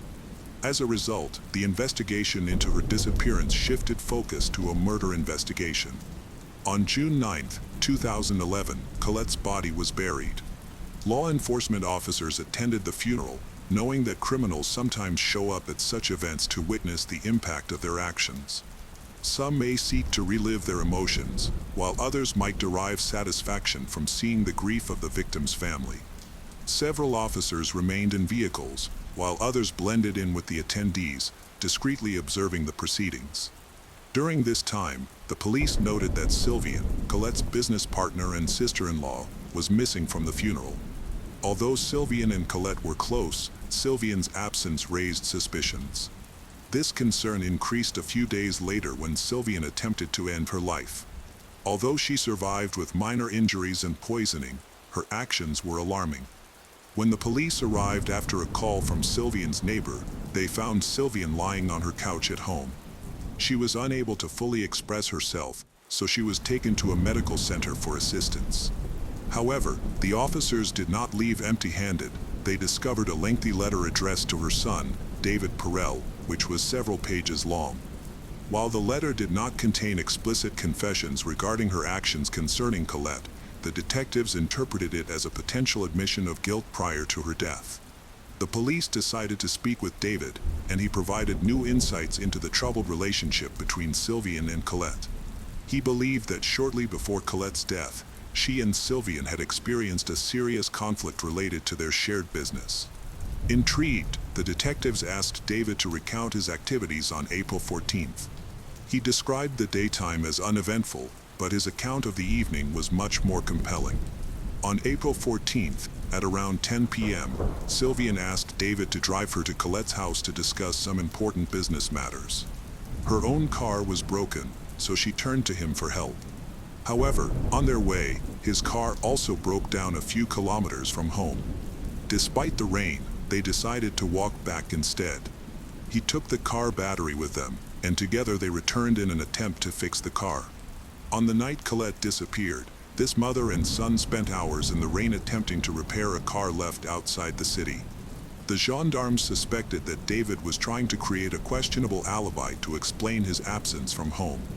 This suspicion was further fueled by Sylvian's initial statement to the detectives, in which she claimed she had spent the previous days at home. It seemed implausible that she could forget such a significant event. When Sylvian regained consciousness in the medical center, her account of the events changed. Her new story mirrored what her son had previously told, including all the important details. The gendarmes decided to investigate her claims. They found that on the night of April 14th to 15th, there was no rain in the area. Additionally, it was odd that Sylvian and her son were unable to flag down a passing car for a ride home. Why did they walk so far while carrying a battery with them? The road's vehicle monitoring system revealed that approximately 5 cars passed by during the time they were walking home. It seemed unlikely that none of these drivers would have stopped to assist them in the rain. This raised suspicions that David and Sylvian were hiding something and might be involved in the death of Colette. Unfortunately, there was no physical evidence to support these suspicions. As a result, the decision was made to keep a close watch on them over the next few months. Their phone calls were monitored, and on February 8, 2012, this surveillance yielded important information. The police intercepted a conversation between Sylvian and Bernard, who was Colette's neighbor. It became clear that Bernard knew much more than he had initially revealed. On April 14th, he not only heard sounds coming from above but also saw Sylvian's car arrive at the house, indicating he was aware of her actions. David, Sylvian's son, was also involved, as he was driving for his mother. On February 20th, 2012, David and Sylvian were arrested. Detectives viewed David as the weak link. During questioning, he quickly confessed, seeming relieved to unburden himself of his guilt. He revealed that on April 14th, they arrived at Colette's home around 3:30 p.m. Afterward, Sylvian lured her into a barn behind the house. A business dispute led to further conflict, during which Sylvian attacked Colette, beating her to the ground. Then, she took a rope from the barn and began to strangle Colette in front of David. Although he did not intervene or participate in the attack, he admitted to helping move the body afterward. They left Colette's body on the property, covering it with a tarpaulin. In the evening, when they fabricated the story about the broken car, they took the body out of town. David assisted Sylvian in dragging the deceased away from the road and covering her with stones. Despite David's confession, Sylvian denied any wrongdoing. She claimed the death was accidental and that they hid the body out of fear of the police. However, it was puzzling how well prepared she seemed for the crime, as she had latex gloves that prevented her from leaving fingerprints. After being detained for 48 hours, Sylvian was charged with murder, while David was released. Though he was viewed as an accomplice, his testimony needed verification, so he remained under judicial supervision. The next step was to determine the motive. It turned out that the motive was linked to financial issues. Sylvian's business was on the brink of failure when Colette uncovered that Sylvian was embezzling money from clients. Another possible motive was jealousy, as Colette was thriving while Sylvian's problems continued to grow.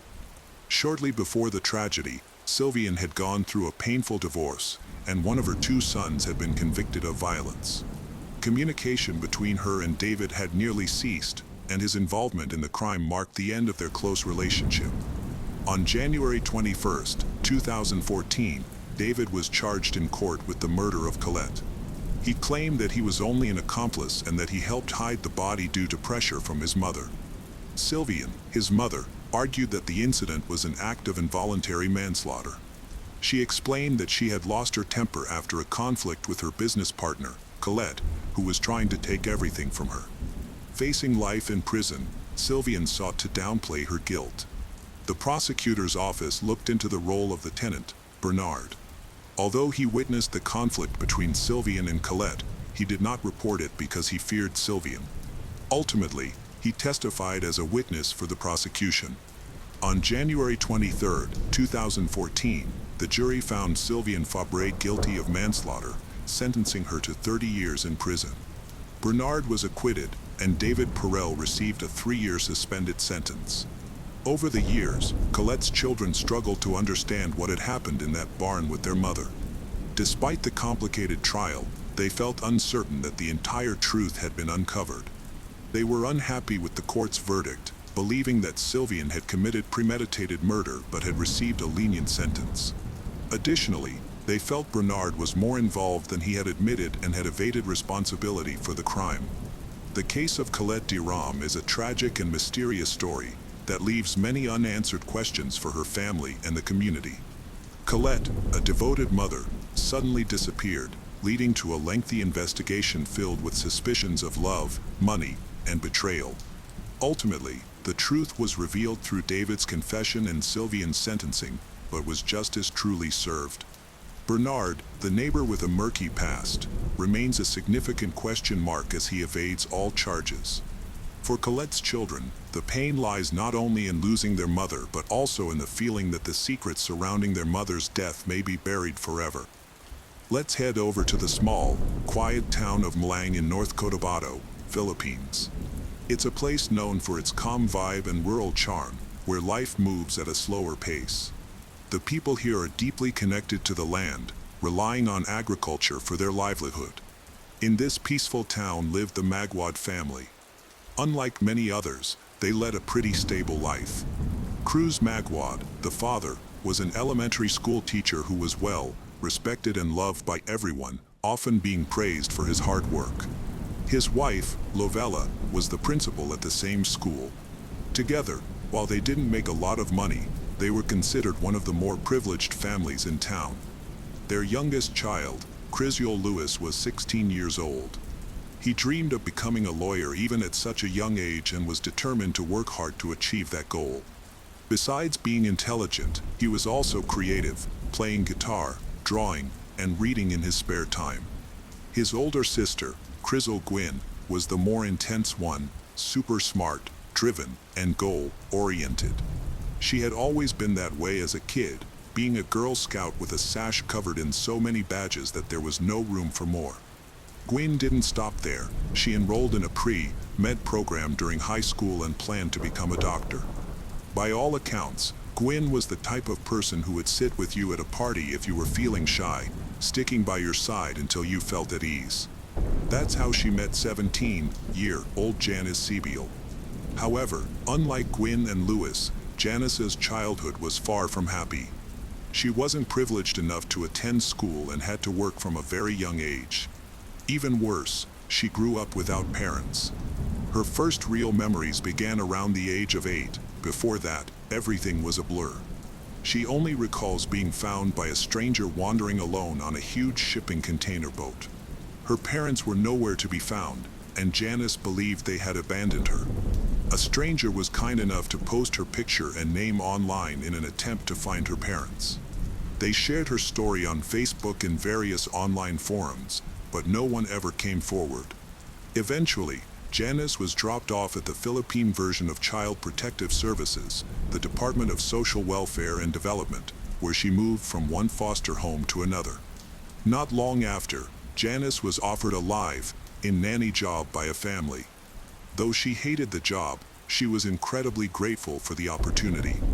Janice shared all of this with Gwyn, and Gwyn was so deeply moved by her story that an idea began to form in her mind, an idea that could give Janice the safe, loving home she deserved: adoption. Together with Lewis, Gwyn decided to present this idea to their parents.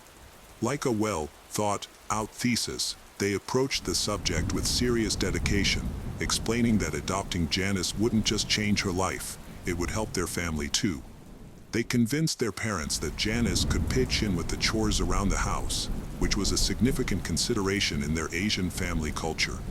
It wasn't uncommon for children to share the responsibility of washing dishes, cleaning, and cooking.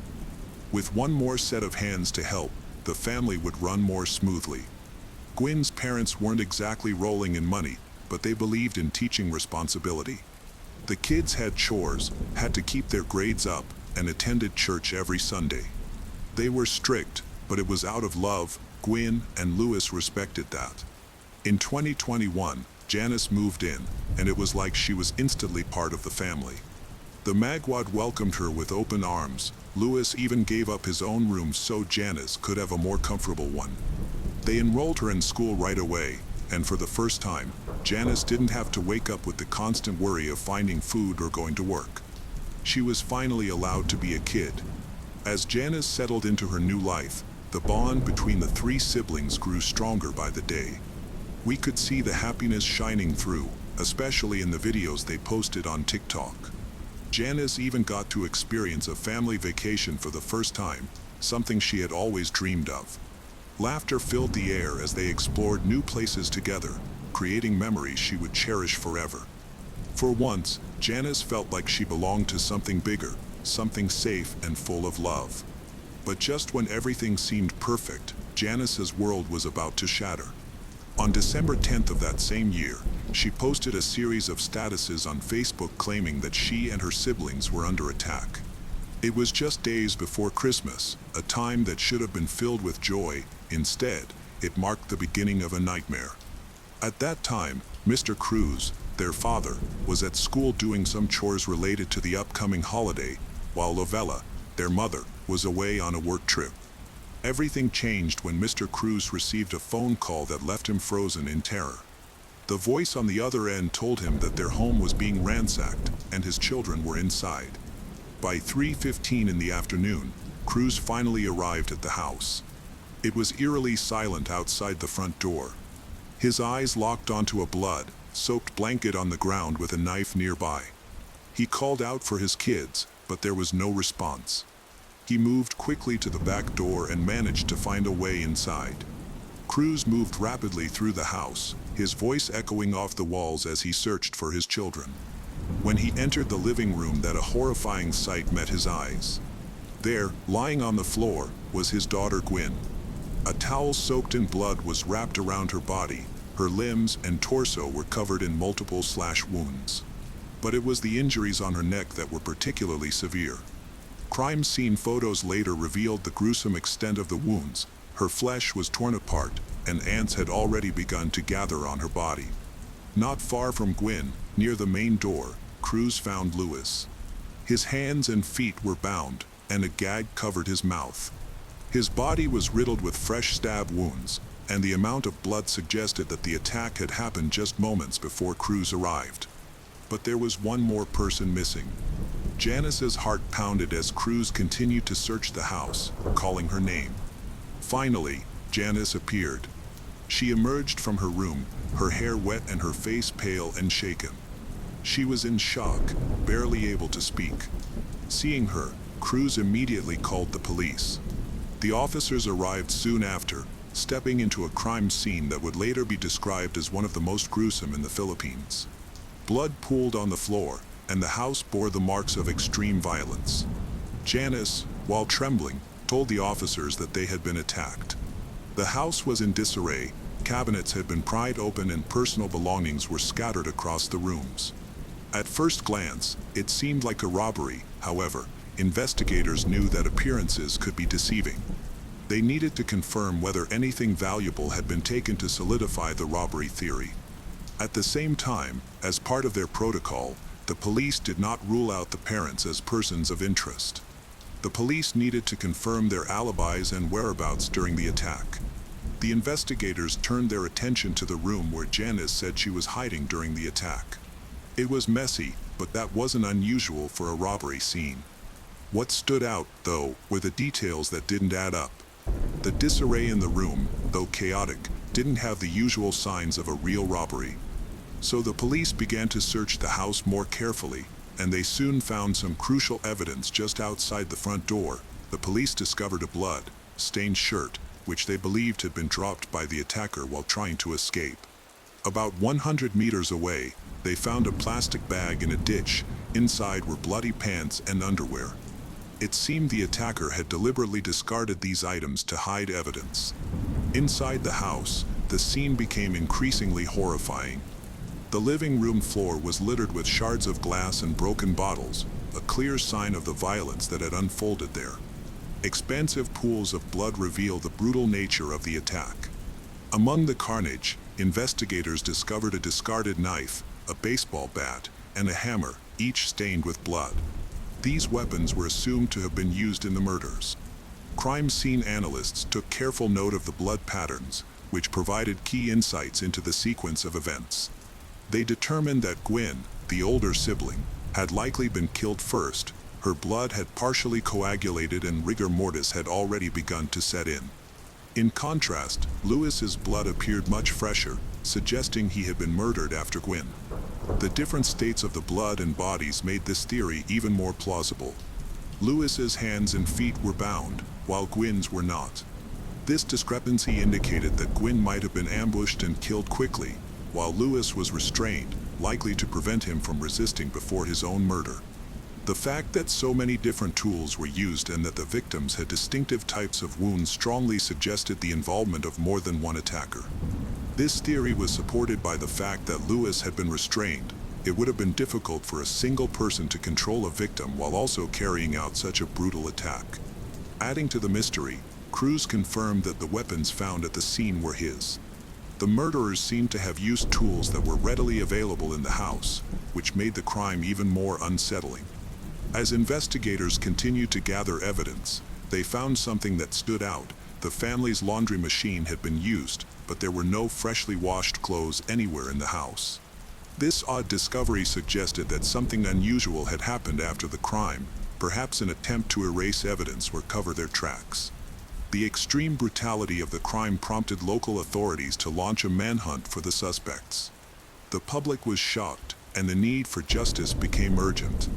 To help with the investigation, the vice of the Municipal Council of Malang, North Cotabato announced a reward of 200,000 pesos for any information leading to the capture of the perpetrators.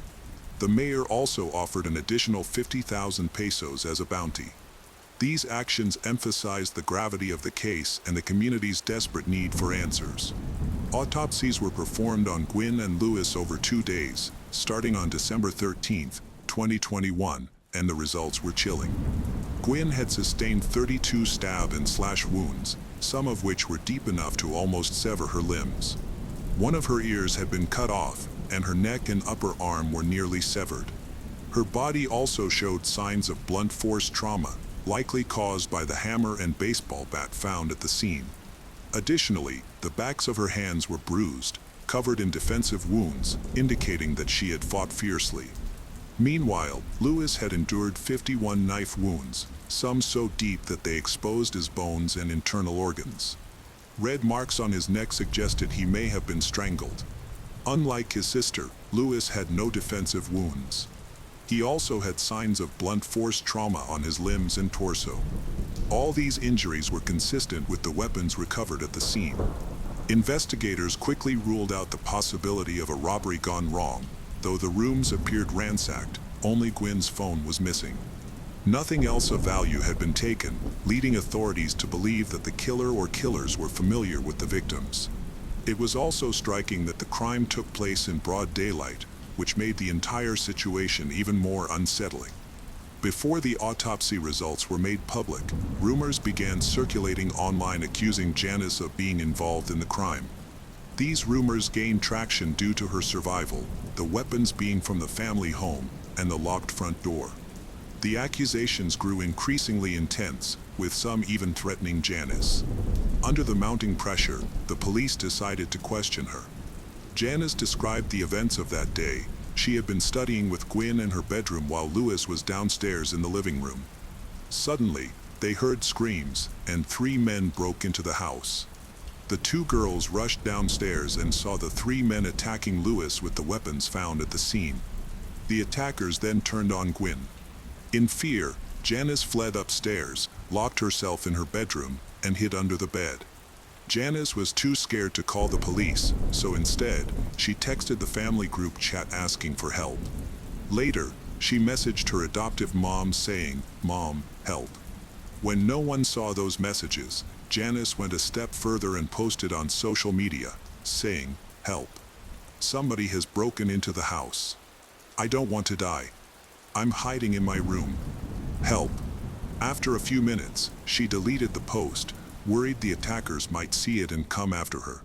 By the time someone saw the post and reached out to her mom, Janice was too scared to pick up. She even changed her social media username and put her phone on silent, clearly trying to hide. When the house finally fell silent, Janice emerged from her hiding place, too afraid to go downstairs. She claimed she took a shower and changed clothes to calm herself, finishing just as Cruz arrived home. However, there was something odd about this part of the story. Janice had told the police she locked herself in her bedroom the moment the attack began, so why did her room look like it had been ransacked? That raised serious questions. More importantly, Janice's version of events was directly at odds with the forensic evidence. The autopsy results and the way the injuries were distributed made it clear that Gwen was the first victim, not Lewis. This major discrepancy between Janice's account and the evidence made investigators even more suspicious. Something wasn't adding up, and they started to take a closer look at Janice's statements.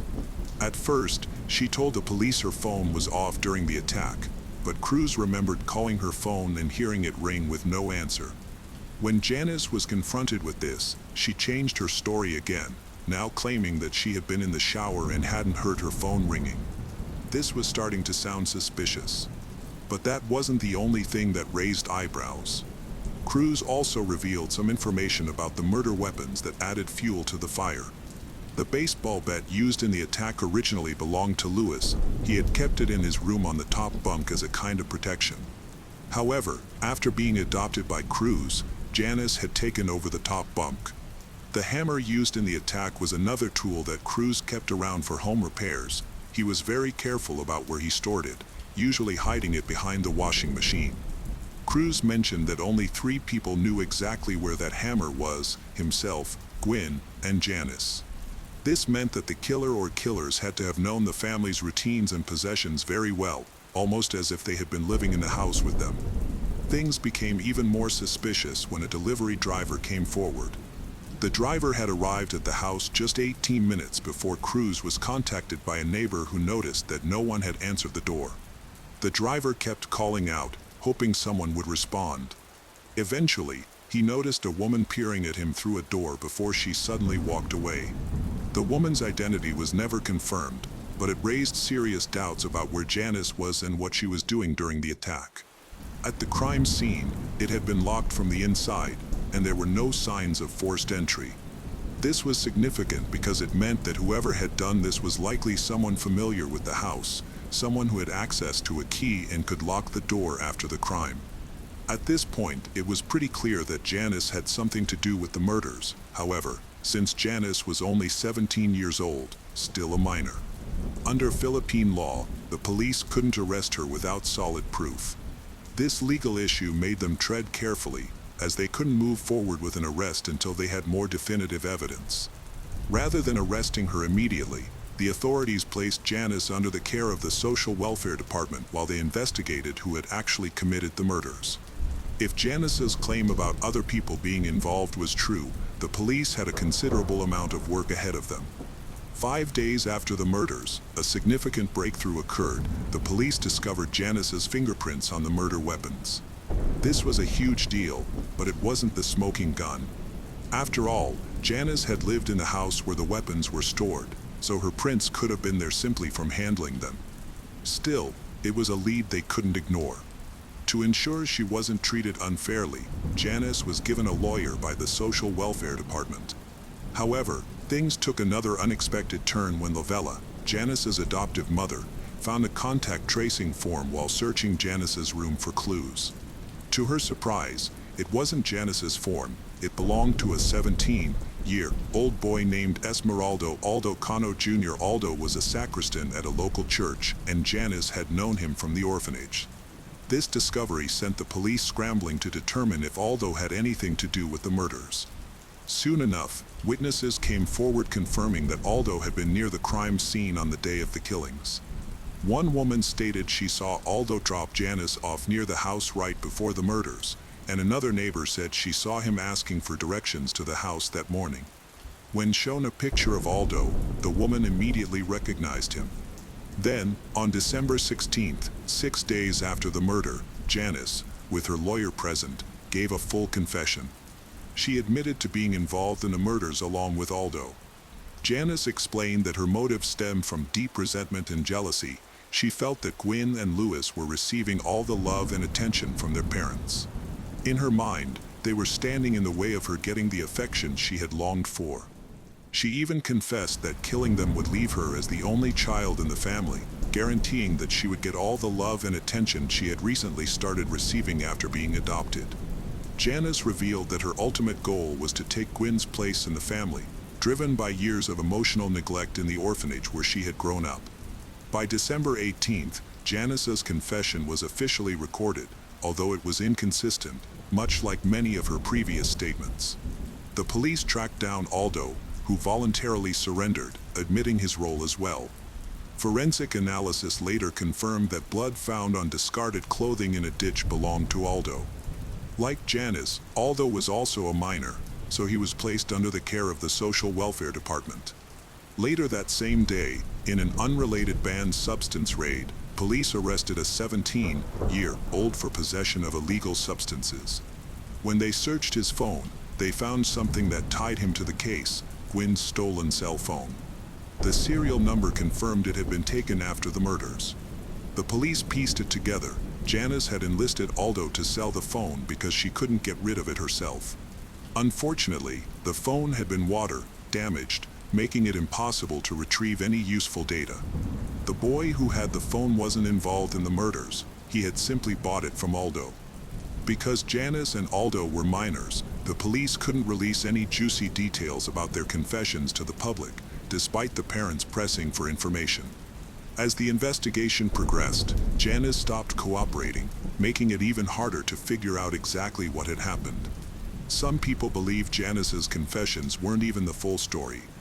Whispers circulated that the murders were even worse than she had let on, like the possibility that Louis was tied up and forced to watch as his sister was murdered before he was killed as well. After the shocking confessions, Lovella, the siblings' mother, was interviewed and reflected on the warning signs she had missed. According to Lovella, they had adopted Janice 5 months before the murders. At first, everything seemed fine. The family welcomed her, and she appeared grateful. However, soon small red flags began to show.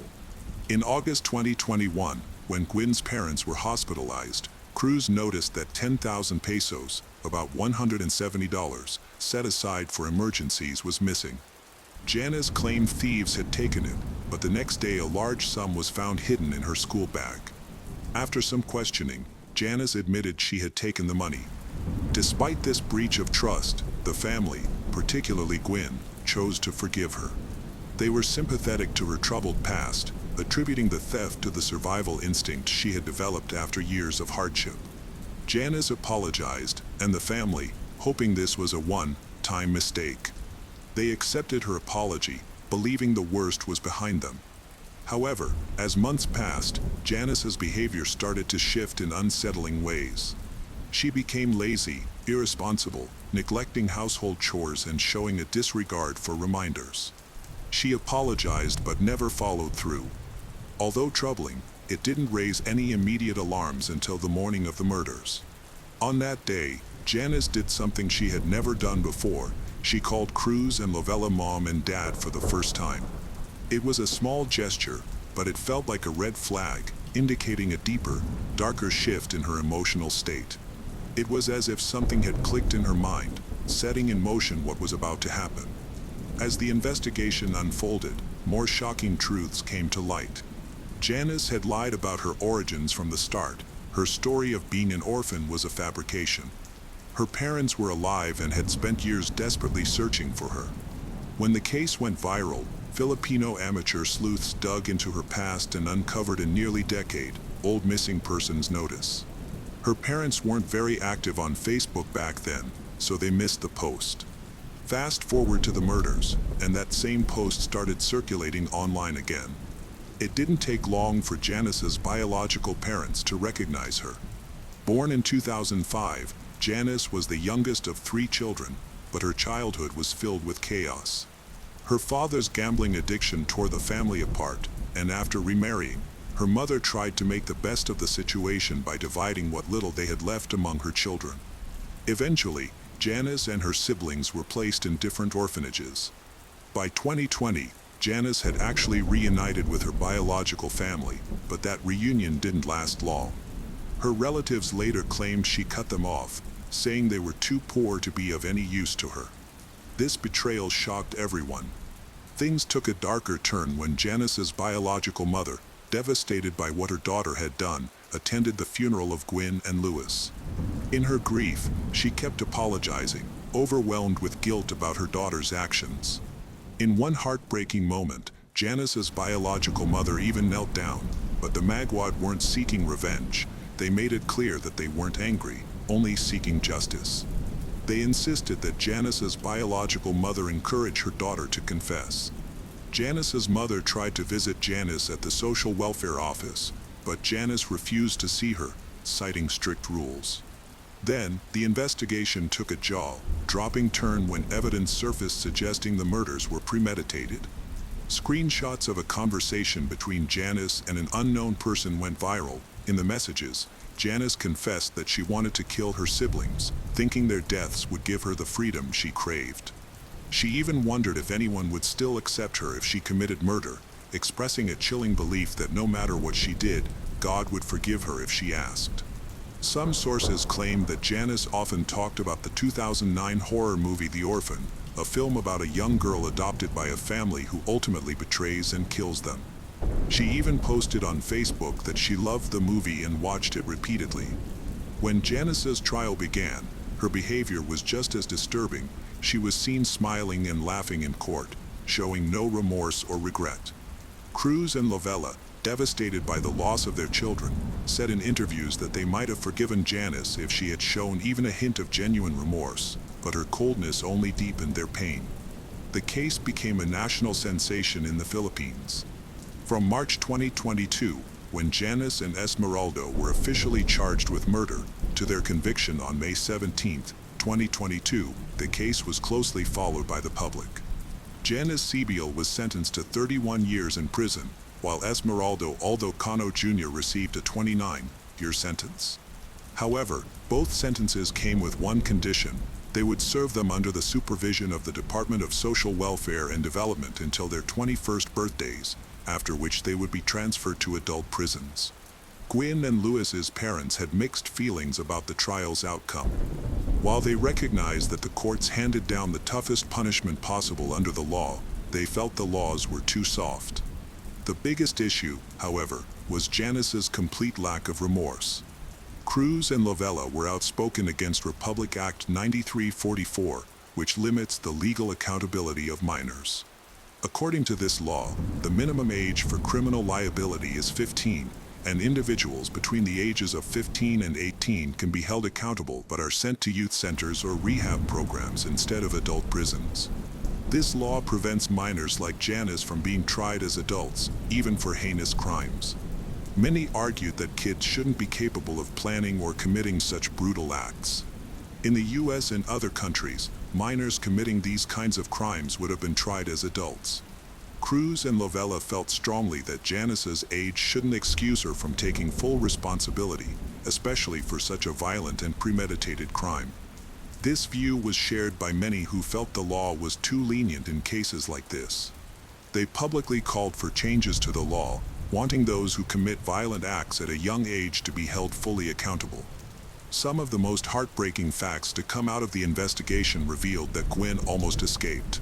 She had the chance to run, but when she heard Lewis calling for help, she went back, hoping to save her brother. The case of Jamie Stice. On April 12, 2011, in the small town of Morgantown, Kentucky, with a population of 2,500, 30-year-old Kathy Coy unexpectedly went into labor while driving. She had to give birth in her car on the side of the road, close to her home. Kathy had little time to call her friend, Shelley Lindsay, to inform her that she was about to give birth and needed help. When Shelley arrived, she was in the back seat of the car, covered in blood and holding her newborn. Sadly, the joy of becoming a mother was short-lived.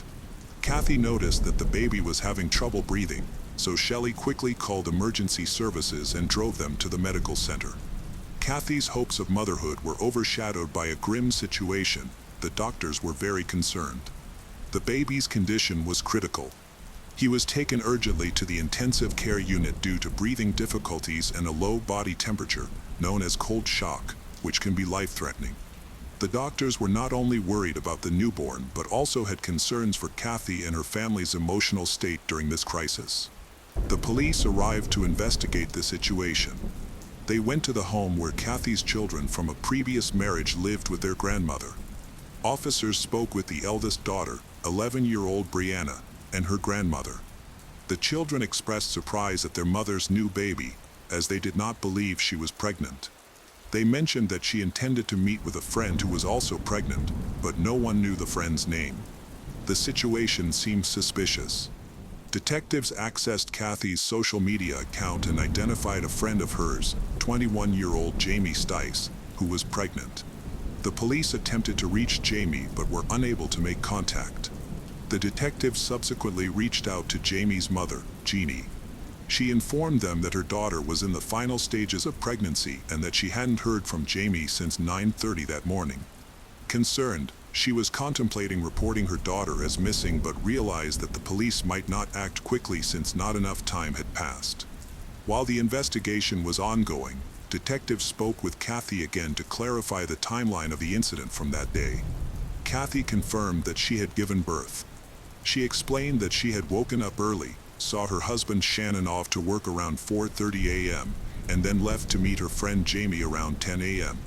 After their meeting, as she was returning home, she began to feel contractions. Kathy stopped at a restaurant to grab a quick bite but felt the need to leave in a hurry. Realizing she wouldn't reach the hospital in time, she called her closest friend for assistance. Shelley, Kathy's friend, recounted that when she received the call for help, she rushed outside and saw Kathy in the back seat of a car. Kathy was not wearing pants, only a bloody shirt, and she held a baby in her arms, who was also covered in blood, as if he had just been born. Shelley noticed the placenta and recognized that her friend needed urgent help, especially since the baby was struggling to breathe. She quickly got into her car and drove to the medical center. Shelley observed that the baby was covered in grass and dirt but assumed he had fallen and gotten dirty in the car. There was no time to learn more. Her priority was supporting the newborn. Both women's accounts were largely similar, with one key difference. Kathy claimed that Shelley delivered the baby, while Shelley denied this. The situation was chaotic, with Kathy in labor crying out, and both her and the baby's conditions creating confusion. While doctors worked to assist the baby, Kathy pleaded with them to save his life. There were concerns about whether the situation was staged, leading to the decision to take Kathy in for questioning at the station. At that time, Kathy had already been examined by doctors, and her condition seemed stable. However, when the police began questioning her about her friend Jamie on social media, her story started to change. Initially, she claimed that she had only briefly met Jamie before ending their friendship. Kathy explained that she had driven Jamie to the Social Security office, dropped her off near the building, and then Jamie had left in an unknown direction. At that point, Kathy began to experience contractions, which forced her to leave abruptly. This part of her story raised doubts. To support her new version, Kathy presented a message from Jamie, which allegedly asked her to pick Jamie up from the Social Security office, a request Kathy refused due to complications in their story. However, when detectives expressed their disbelief, Kathy's narrative shifted again. Now, Kathy stated that she had picked up Jamie and taken her home, but Jamie was so exhausted that she collapsed on the sofa. Kathy claimed her contractions only started after this encounter. The significant changes in her story seemed implausible, but she attributed them to the stress of the emergency situation. Detectives aimed to determine the truth about how Kathy and Jamie met. Jamie's mother, Jeannie, stated that they had known each other for only a couple of months after connecting through social media. Jamie is pregnant with a baby. When asked about Kathy's relationship with Jamie, Kathy claimed she had known Jamie for only a few weeks and had been introduced through a mutual friend while seeking help with housing issues. At this point, inconsistencies regarding their acquaintance and its purpose emerged. Kathy couldn't even name this mutual friend, even though Jamie was 20 weeks pregnant, aligning with her due date, which raised further suspicion. Kathy was later informed that something significant might have occurred around 10:30 a.m., right after their meeting. Jamie was missing, and detectives informed the parents that they could not reach out to her. They encouraged Kathy to assist in the search. At this point, they were already skeptical about whether the baby truly belonged to Kathy. Kathy's husband, Shannon, arrived at the station. He was thrilled that his wife had finally given birth, but was confused about why she was being held and questioned. Shannon informed the police that Kathy had experienced miscarriages in the past, which had led her to struggle with depression. Despite the challenges, she remained hopeful about becoming pregnant again and starting a family. He feared that if their efforts failed, their relationship might end.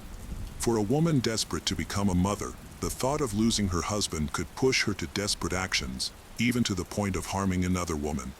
It was possible that Kathy had pretended to be pregnant to keep her husband with her.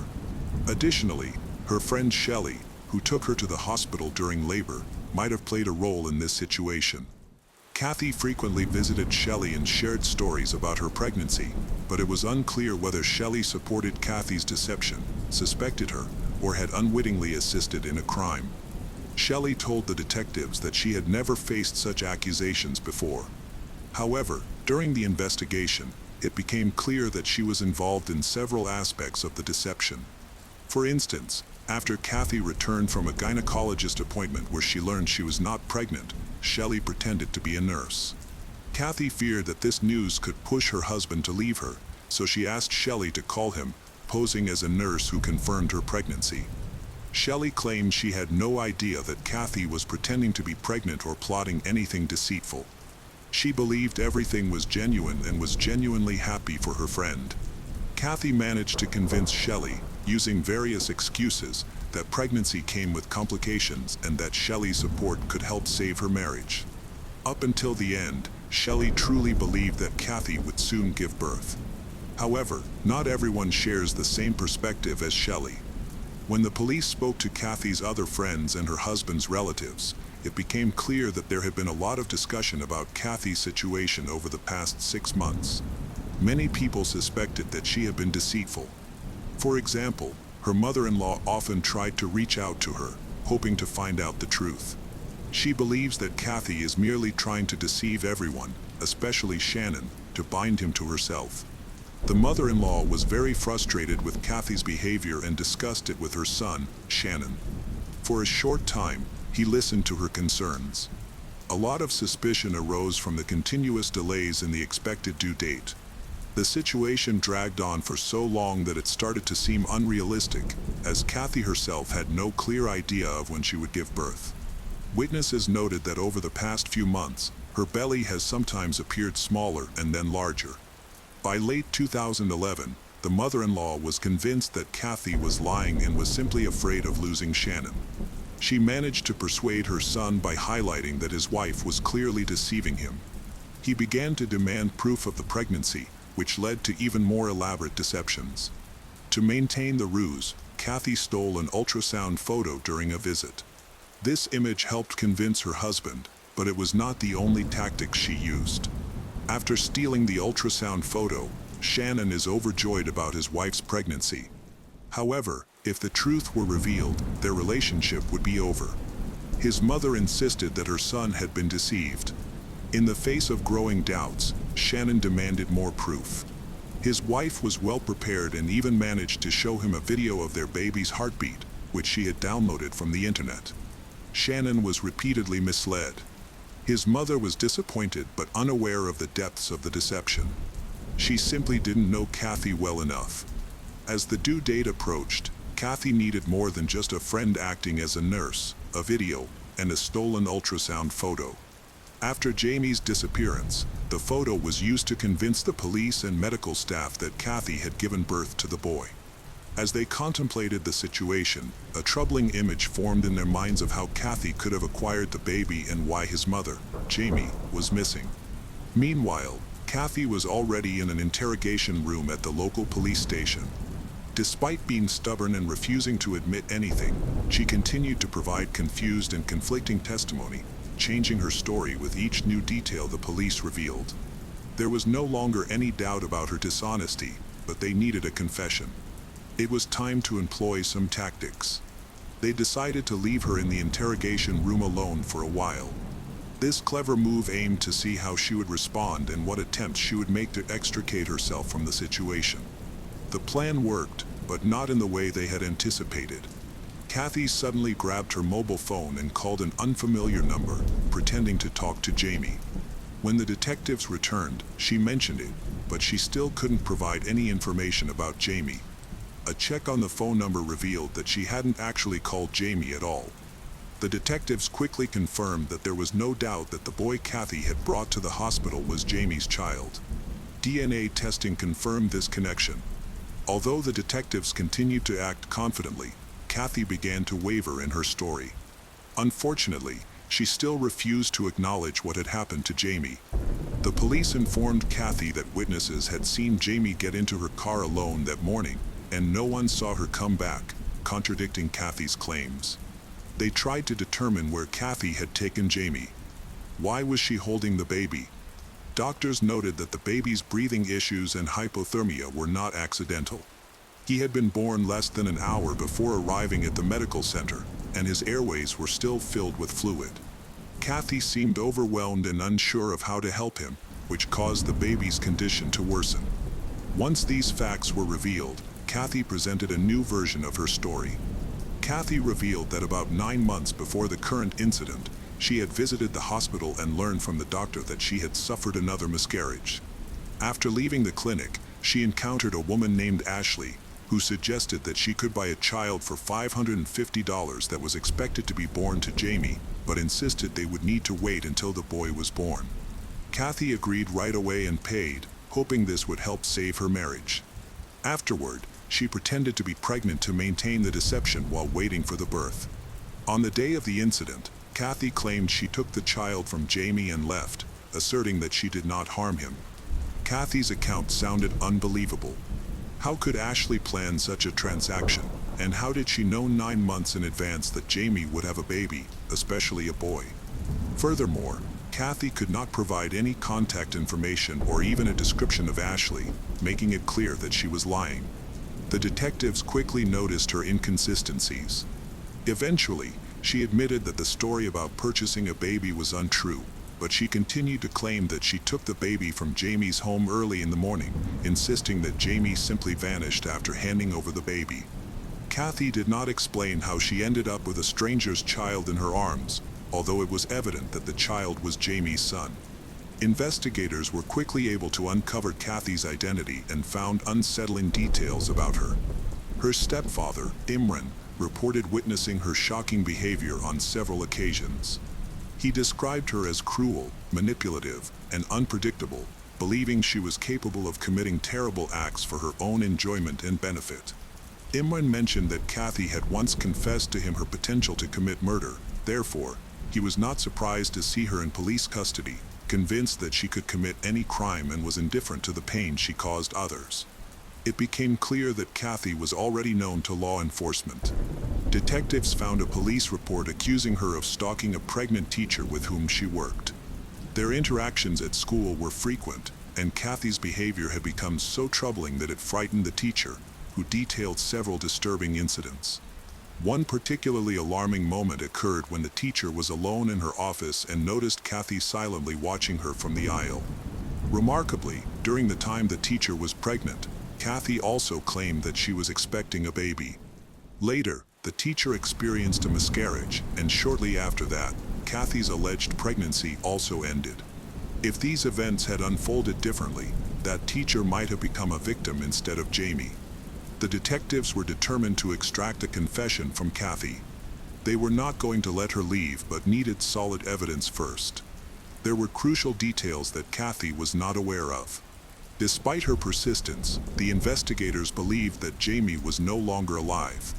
When Kathy and her friend Shelley arrived at the hospital with the child, the placenta was discovered. This raised serious concerns about the childbirth. Normally, placentas remain inside the mother after delivery, leading to suspicions that Kathy had attempted an untrained surgical procedure, similar to a cesarean section. The police interviewed doctors and hospital staff. Experts indicated that if a mother's heart stops, there is typically a window of no more than 5 minutes to save the baby. Kathy was likely aware of this urgency, which may have caused her to act carelessly and make several mistakes that could have endangered her child's life. Detectives believed that Jamie had bled out and died shortly after the brutal procedure began. During the questioning, Kathy began to show signs of distress but did not admit to murder. She continued to weave stories under the detectives' pressure, avoiding direct questions, and suggested that she needed to be placed in a psychiatric unit, implying she was mentally unstable. In response, the police shifted their approach. Instead of pressuring her further, they tried to soothe her, suggesting that her actions might have been accidental. Their goal was to gather any information they could. Kathy was the last person to see Jamie alive, so all suspicion fell on her. The police continued their investigation due to concerns that she might evade capture. The police questioned those closest to Kathy, but no one could confirm her story. However, detectives eventually gathered important information revealing Kathy's true nature. Her own children shared troubling insights about her. Just 2 weeks before Kathy showed up at the hospital with a baby, she had visited a flea market with her kids and purchased a powerful stun gun.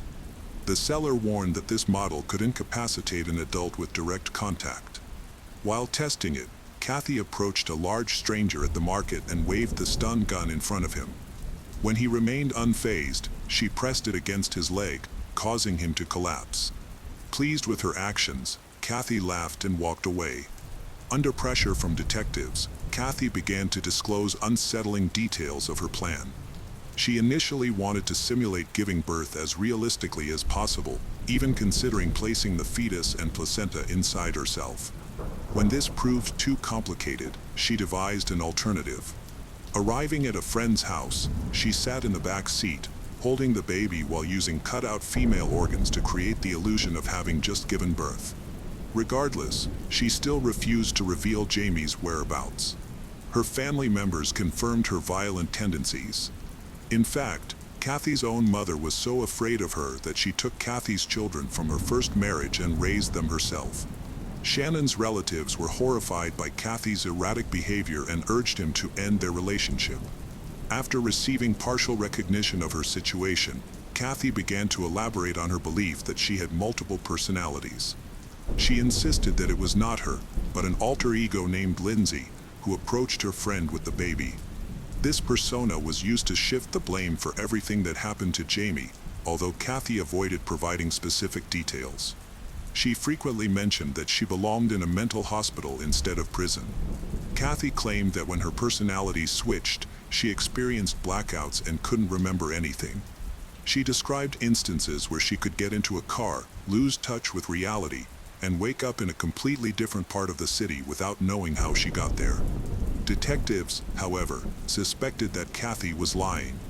They discovered that she had previously discussed plans to kidnap another child with her relatives and had even sought her children's assistance. When they refused, she dismissed it as a joke. Kathy's mother recounted how her daughter had repeatedly urged her to help commit murder, but she flatly refused. People who knew Kathy well denied her claims of having a split personality, stating that she had never exhibited such issues before. During the interrogation, Kathy's second personality appeared very self-assured, insisting that no charges could stick to her. Kathy continued to assert that Jamie was alive, despite the severity of Jamie's injuries, which made survival impossible. This bravado quickly faded when Kathy learned she was being accused of murder. After her arrest, Kathy finally agreed to cooperate with the authorities, even leading them to the location of Jamie's body. It was then that the true extent of the crime emerged. Kathy's friendship with Jamie was greatly exaggerated. In reality, Jamie had been another victim of Kathy, who had been stalking her. Kathy had lured Jamie into meetings with gifts and promises of a job. She brought the police to a wooded area where Jamie's body was found, badly mutilated and lifeless, with signs of being shocked by a stun gun on her neck. This was the same stun gun that Kathy had purchased at a flea market with her children just 2 weeks prior to the crime. When Jamie's body was discovered, it was revealed that she had died from multiple stab wounds and excessive blood loss. Kathy had immobilized her with an electric shock gun and then performed a cesarean section in the forest. This is why the baby was found covered in grass and dirt when Kathy brought him to her friend's house. Kathy admitted that she hadn't researched adequately to prepare for such a dangerous procedure. She only looked online once and thought that was sufficient, which was clearly inadequate for someone without any medical training. Kathy, who was 40 years old, was charged with first-degree murder, as well as kidnapping both an adult and a baby. In court, she cried and pleaded guilty to the charges of kidnapping and murder. The baby she had taken from Jamie survived and was later named Isaiah Allen Stice Reynolds, honoring his late mother with his second surname. He was placed with his father.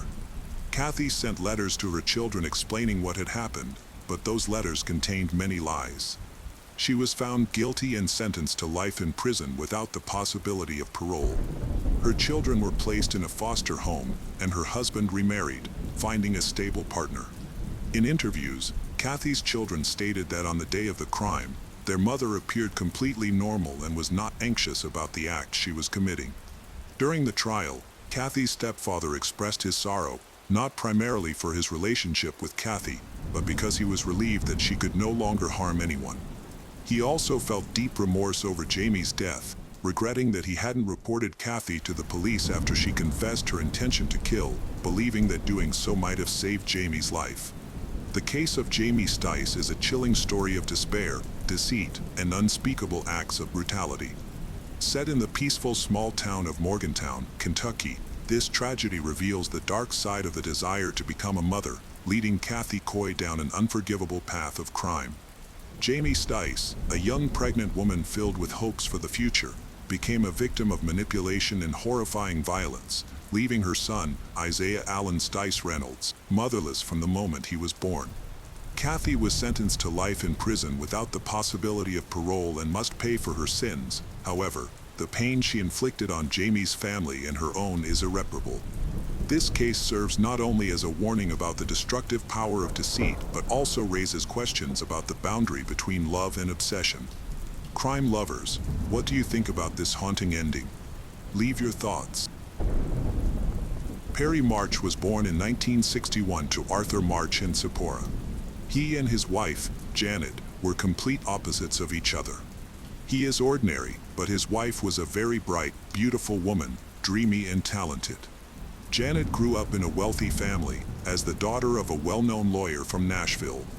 Janet and Perry met as students at the University of Michigan in the early 1980s and quickly became inseparable. When Perry graduated and moved to Chicago to work as a financial broker, Janet followed him without hesitation. However, she soon began to miss her home and family. To support Perry's education, her father agreed to pay for his expensive tuition at the prestigious Vanderbilt Law School. As a result, Janet and Perry returned to Nashville, and since Perry was hesitant, it was Janet who proposed to him in Percy Warner Park. They got married in 1987 and moved into a house in a well-known area of the city, which was rented and paid for by Janet's father. The following year, Perry graduated and chose to work for a local law firm in Nashville instead of accepting offers from large firms in New York. In 1990, Janet gave birth to a son named Samson, affectionately called Sammy. On the surface, this family seemed to have everything: a mother, a father, and a son. Unfortunately, this outward appearance of happiness was deceptive. In 1991, a scandal emerged at the law firm where Perry worked after a young female specialist received an inappropriate proposal from a colleague. A stranger sent her a letter expressing his attraction to her and his desire for an intimate relationship. Feeling embarrassed, the young woman reported the incident to her boss. After this, 2 more letters arrived, urging her to respond to the proposal by leaving a message in the firm's library. In response, the firm took measures to identify the sender of these inappropriate letters. They installed a CCTV camera in the library where she was supposed to leave her reply. When the man came to collect the letter, the firm's lawyers were shocked to discover that he was Perry March, the husband of Janet. Faced with evidence from the video, Perry refused to confess. The law firm gave him an ultimatum: resign or be fired. He chose to resign. This uncomfortable situation led to legal consequences, as the female employee who received the unwanted proposal sued Perry for financial compensation. He was ordered to pay her. To avoid a harassment claim, she requested $25,000, half of which Perry was to pay in monthly installments, while the remaining $12,500 was to be paid in a lump sum. This arrangement was made to keep his wife, Janet, from discovering the scandal. In 1994, Janet and Perry welcomed their second child, a lovely daughter named Sephora. As their family grew, they decided to build a larger home and purchased nearly 2 acres in the affluent suburb of Forest Hill. Over the next year, they worked on constructing their dream house, a $650,000 mansion designed in the French country style. Janet was very enthusiastic about the project and closely oversaw every stage of the construction. However, her demands were sometimes unreasonable, leading Perry to step in and help mediate between her and the construction team. Although the new house brought excitement, Janet and Perry's marriage was facing difficulties. Their relationship had been strained for several months, and they frequently attended therapy, both together and individually.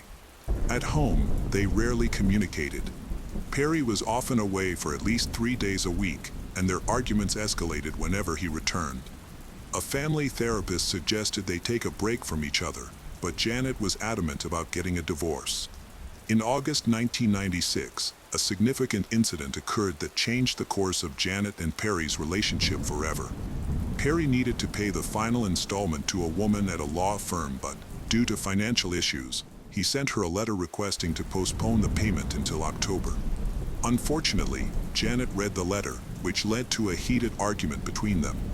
In the aftermath, Janet contacted her mother to arrange a meeting with a divorce lawyer.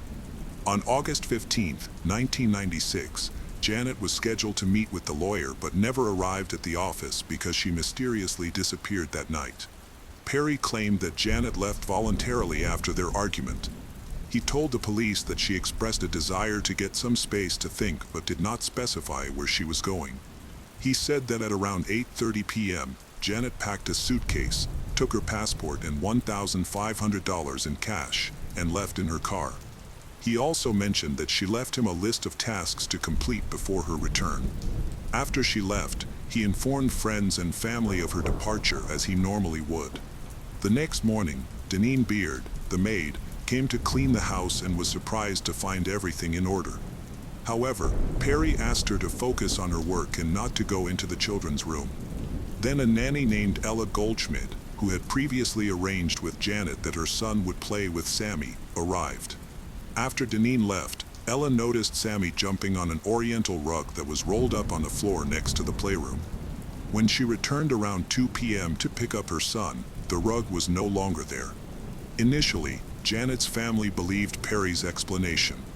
Janet's father went to Nashville International Airport to check if Janet had left her car there. Janet's mother, Carolyn, became increasingly worried, as her daughter would not just vanish without a word and would never abandon her children. Although Carolyn wanted to contact the police, Perry convinced her to wait 12 days, claiming that Janet had said she would return by then. That evening, Perry called his father, Arthur, a retired U.S. Army lieutenant colonel living in Jalisco, Mexico. Arthur readily agreed to travel to Nashville to support his son during this challenging time. In the meantime, Janet's family's concerns continued to escalate.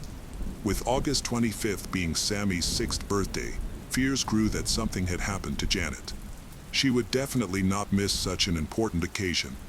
While Perry and Janet's parents told the party guests she had traveled to California to visit her brother and was postponing her return due to an ear infection, her sudden disappearance raised alarm among her loved ones. Days passed without any news from Janet, and the anxious waiting could not go on much longer. On August 29th, Janet's parents reported her missing to the police.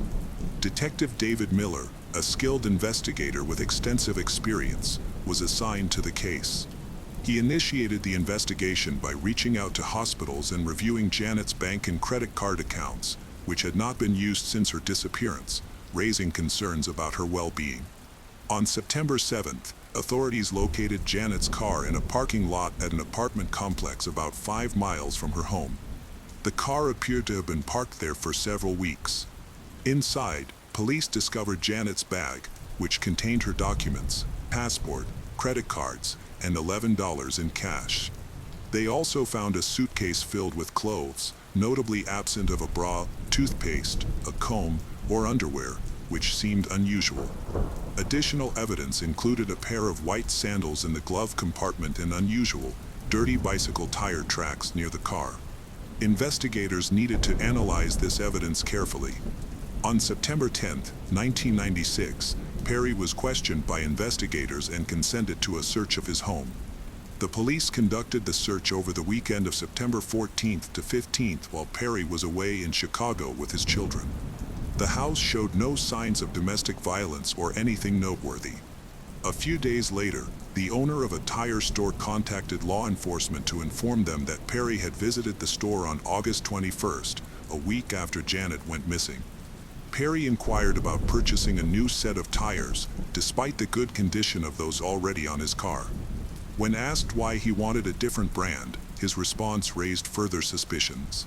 On September 18th, Perry decided to move to Chicago with his children. Before leaving, he had a concerning conversation with Janet's longtime friend, Diane Sachs, which she later reported to the police. Perry asked Diane if she thought he could kill his wife. Although she hesitated to answer, he proceeded to ask the disturbing question of what she would think if he had loaded Janet's body into his car and taken it to a remote location for disposal. This raised serious suspicions about him. As a result, the police launched a comprehensive search for Janet, involving divers, 2 helicopters with thermal scanners, specially trained dogs, police officers, and volunteers. Meanwhile, Perry hired a lawyer, who informed the police that Perry would not cooperate with the investigation. In November, as Janet's parents held a day of mourning for her, Perry chose not to attend, further increasing the police's suspicions about him. Over time, a theory about Janet's disappearance began to develop. It was suggested that Perry and Janet had a heated argument the night she disappeared. During this argument, Janet may have said something that provoked Perry, leading him to strike her hard. Given that Perry held a black belt in martial arts, a single blow could have killed her, or he might have strangled her. Whether intentional or not, when he found Janet dead at his feet, he was faced with a dire decision. Investigators believe that Perry hid Janet's body either in the basement, in the woods, or near their home. Furthermore, Ella had mentioned that there was a rolled-up rug that she had noticed in Perry's house that morning. Janet's body may have been inside that carpet, and tragically, little Sammy may have unknowingly played around his mother's body. Afterward, Perry moved her body to his Jeep and drove to a location where he buried it. He then drove Janet's car to where it was later discovered, taking her mountain bike with him so he could ride it back home. However, these are merely speculations, and the police were tasked with uncovering evidence of the murder, marking a new phase in the investigation. Janet's father, a prominent lawyer, was determined to uncover the truth about his daughter's disappearance. Meanwhile, Perry applied to become the manager of Janet's estate, but her parents opposed this and filed their own petition. Perry refused to consent. Ultimately, the court designated a guardian to oversee Janet's property and ordered Perry to return some items he had taken. He only returned them after being urged to do so. This was just the beginning of a legal dispute between Perry and Janet's parents. The battle continued until late 1999 when the court granted Janet's parents the right to visit their grandchildren. They traveled to Perry's new home in Illinois, eager to see the children, but were shocked to discover that he had moved to Mexico to be with his father. Moreover, just weeks after relocating, Perry married a local woman named Carmen Rojas. 3 years had passed since Janet went missing, and she still had not been officially declared dead. This prompted her parents to file a lawsuit against Perry for the manslaughter of their daughter. When Perry did not appear in court to contest the charges against him, the judge ordered him to pay $113.5 million in compensation to Janet's parents in May 2000. Janet's parents traveled back to Mexico to confront Perry and requested to meet his children. He firmly refused their request, prompting them to return to Nashville. A month later, they returned to Mexico with a court order and assistance from local police, who arrested Perry for violating his visa. Although the charges were eventually dropped, by the time Perry got back home, his children were missing. Taking advantage of Perry's absence, Janet's parents took the children to the U.S. and sought permanent custody once they were home. This led to a direct confrontation and sparked another legal battle for custody. Ultimately, Perry regained custody, and Janet's parents were reprimanded for unlawfully taking the children. Later, the Tennessee Court of Appeals overturned Perry's manslaughter conviction. At this point, Perry believed he could lead a stable life in Mexico with his new wife and children, feeling confident that nothing would disrupt his plans. However, unexpected developments were on the horizon, as the local police department, along with 2 investigators, continued to actively investigate Janet's case. In the latter half of 2004, the prosecutor's office introduced new evidence that led to a retrial, during which 59 witnesses were heard. This resulted in charges against Perry for second-degree murder, tampering with evidence, and abuse of a corpse. In October 2005, an arrest warrant and a request for extradition to the United States were issued for Perry. While being transported, Perry was accompanied by Pat Postiglione, one of the detectives involved in the investigation. During the journey, Perry was quite talkative and asked the detective whether he could face murder charges if an accident occurred. He also told Pat that he would be willing to confess everything if he could receive a sentence of no more than 7 years. The detective stated that he would pass this information on to the district attorney. Janet's parents were determined not to allow Perry to enjoy a new life after spending a short time in prison. They submitted a new petition for custody of the children, which the judge approved. Facing difficulties in the legal system, Perry sought another solution.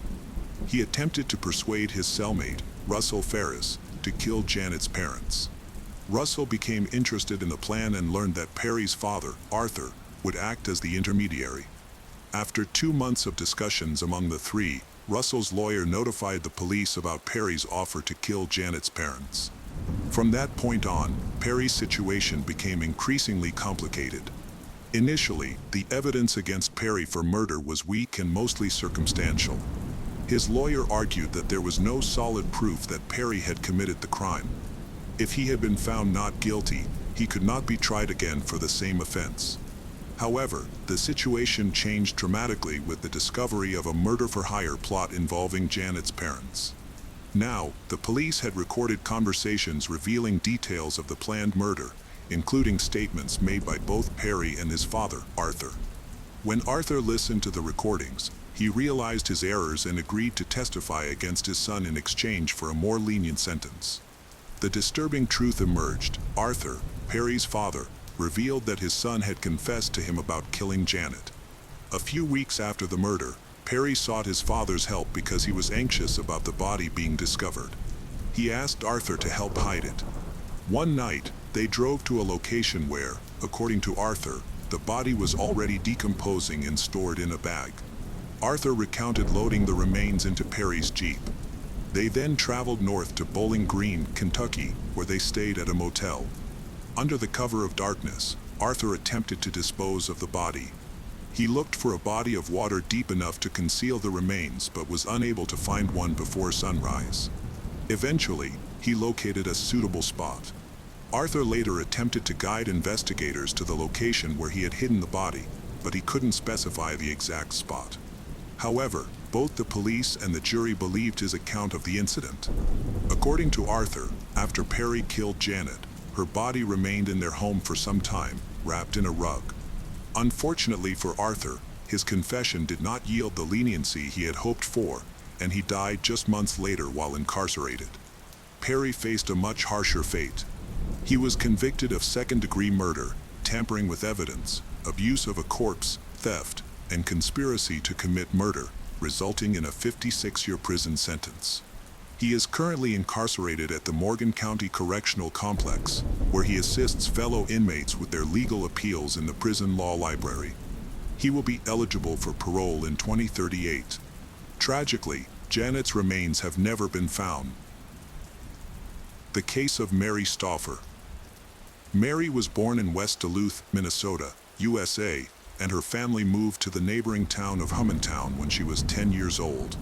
She had 3 siblings, all of whom graduated from a local school and planned to go to college. Mary attended college and graduated in 1965. She loved working with children and dreamed of teaching, a dream that came true when she got a job at a school. She is a math teacher. In her personal life, everything was also successful. She married a seminary graduate, Irv Stauffer. They were devout Baptists. They first went to the Philippines as missionaries in 1967, and the trip was successful. Mary taught in Minneapolis for a couple of years. Then they moved to Polk, Nebraska, where her husband was asked to become the pastor of a congregation. They dedicated themselves to serving the church there, where both of their children were born. In 1975, they returned to the Philippines to undertake a 4-year mission trip. There, they planted new churches on the islands and returned home to Minnesota in 1979. Mary was planning to go to the Philippines again, this time intending to take her children with her. A few days before the family was to leave for the Philippines, while they were in the suburbs of St. Paul, they were destined to meet a person who would turn their lives upside down. On May 16, 1980, the day began normally for 8-year-old Elizabeth and her mother, Mary. They arrived and parked near a hair salon on Cleveland Avenue. When they left the salon, they headed to their car. Mary immediately noticed a young man, who looked to be about 30, confidently approaching them from the direction of a busy intersection. He looked at them strangely, and Mary instinctively felt uncomfortable under his gaze, but she did not panic since they were in a busy area. This young man did not look particularly dangerous. He stood out because of his thick glasses. Mary assumed he was merely asking for directions or something similar. However, when he approached the car, he took a gun from his belt, placed it next to the hood, and demanded a ride. In horror, Mary was ready to give up the keys to the car that the church had given them if only he would let them go. But the criminal did not want the keys. He forced Mary and her daughter to sit in the front, demanded that she drive north. Mary tried to influence the attacker, calm him down, and persuade him to let them go. She convinced him that if there were any problems, he could turn to the church, which would not abandon its parishioners in trouble. Mary stoically remained calm, trying to soothe the kidnapper and even bribing him. However, all her efforts were in vain. She even turned to the Bible, but the kidnapper was clearly not ready to listen to the Holy Scriptures. He ordered them to be quiet and keep driving. When they stopped at the nearest intersection, a patrolman pulled up next to their car. The kidnapper threatened to kill Elizabeth if they went in the same direction as the policeman or gave him a signal. Mary was forced to change their route, and the kidnapper noticeably relaxed. They drove to a wooded area in Anoka, stopping at a deserted camping site. There, the attacker ordered them out of the car and deeper into the vegetation, cautiously looking around. He forced them into the trunk, tied the mother and daughter together, taped their mouths shut. He then got behind the wheel and drove into the countryside. There, he planned to pick up a spare tire for his van, placing it in a trunk right on top of the captives. At that moment, 2 neighborhood boys became curious about what was happening and came dangerously close. One stood in front of the car while the other, named Jason Wilkman, approached the trunk from behind. The little boy curiously looked at the wheel and seemed to notice something underneath it. The kidnappers saw Jason and panicked. Without thinking twice, he grabbed Jason and threw him into the trunk with the others. When Jason's friends saw what had happened, he immediately ran home to tell his family. The kidnapper chased after him but was too far behind to catch up. In a panic, he jumped behind the wheel and took off. Jason was crying, and Mary tried to talk to him, but he was too scared, could only tell her his name and age. She tried to calm the children down, and it worked. At least they stopped crying. The trip was short, but Mary heard them moving around in the rough terrain. Branches and bushes constantly hit the vehicle as the criminal drove deep into the forest for several kilometers. Here, he pulled Jason out of the trunk and took him away. A few minutes later, he returned alone, did not open the trunk, but simply got behind the wheel and drove away. Mary prayed that he would just let the innocent child go because she did not hear any shots, but gloomy thoughts crept into her mind. Mary's car was left in the bushes. It was hard to see because he was increasing the distance from the police. The kidnapper got into a black van without windows, along with Mary and her daughter. Before driving off, he double-checked the ropes on his captives, then returned to the city and took them to his electronics store, where he allowed them to use the toilet and gave them juice to drink. They stretched their limbs, which had gone numb.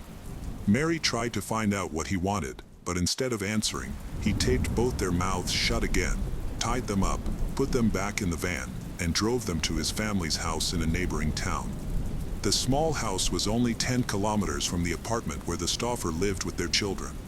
Nevertheless, Mary and daughter did not know where they were. They were mistaken while he wandered through many places.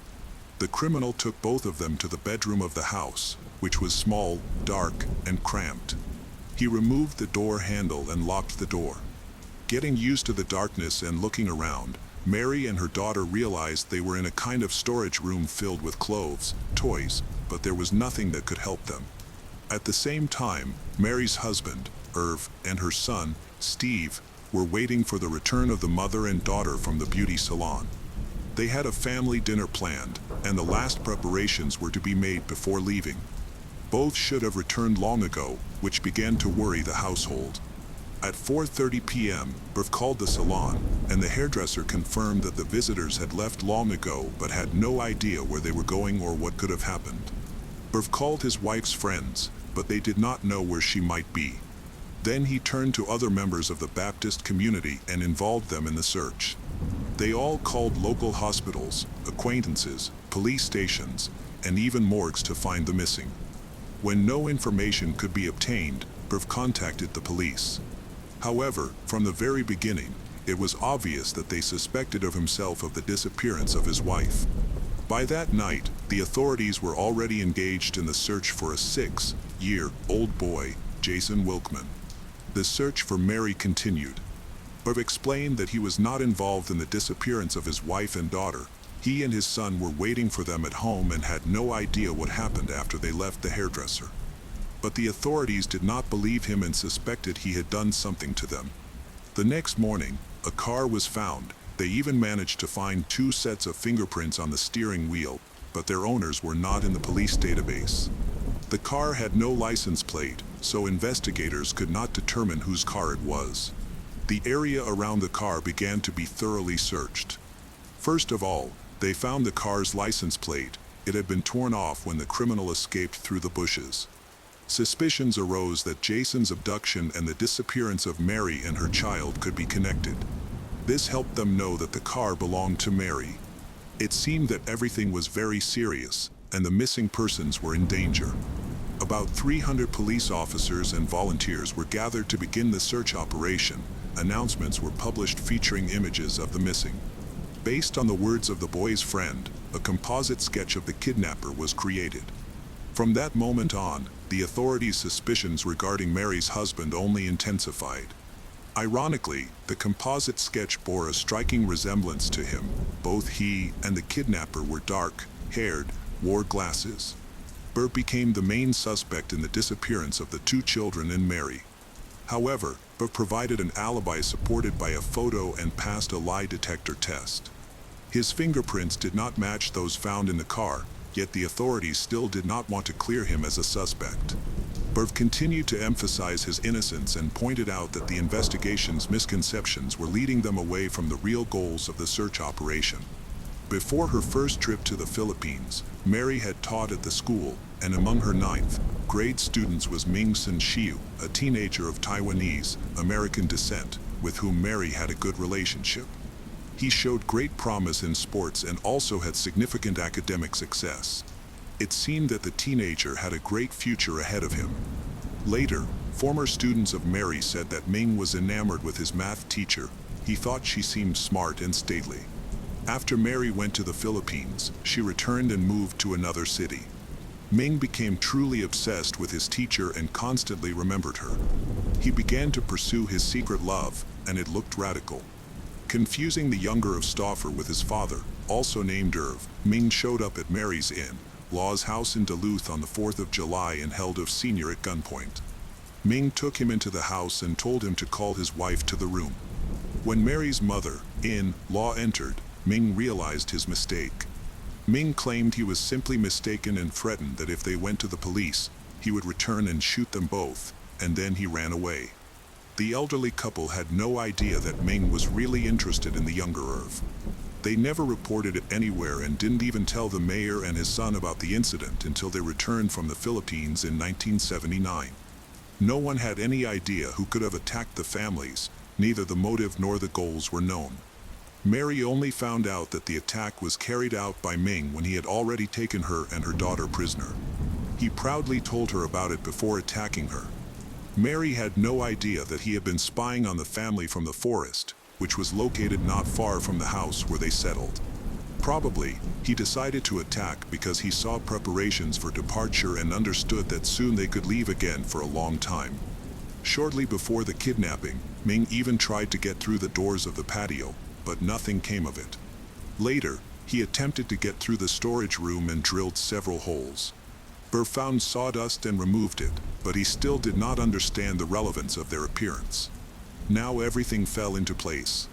In the meantime, the captives experienced the hospitality of the criminal. Immediately after the kidnapping, Ming admitted that Mary was lucky that her family was not nearby during the surprise attack, as he was ready to do anything to take her, even kill everyone. The next day after the kidnapping, he pulled Mary out of the closet, spread a blanket on the floor in the living room, tied her up. After that, he made a 3-hour video interview in which he revealed his identity. Mary remembered Ming when he spoke about math lessons at school. He reminded her that he was the student she had failed in exams. Mary immediately recalled who he was but could not understand what he meant.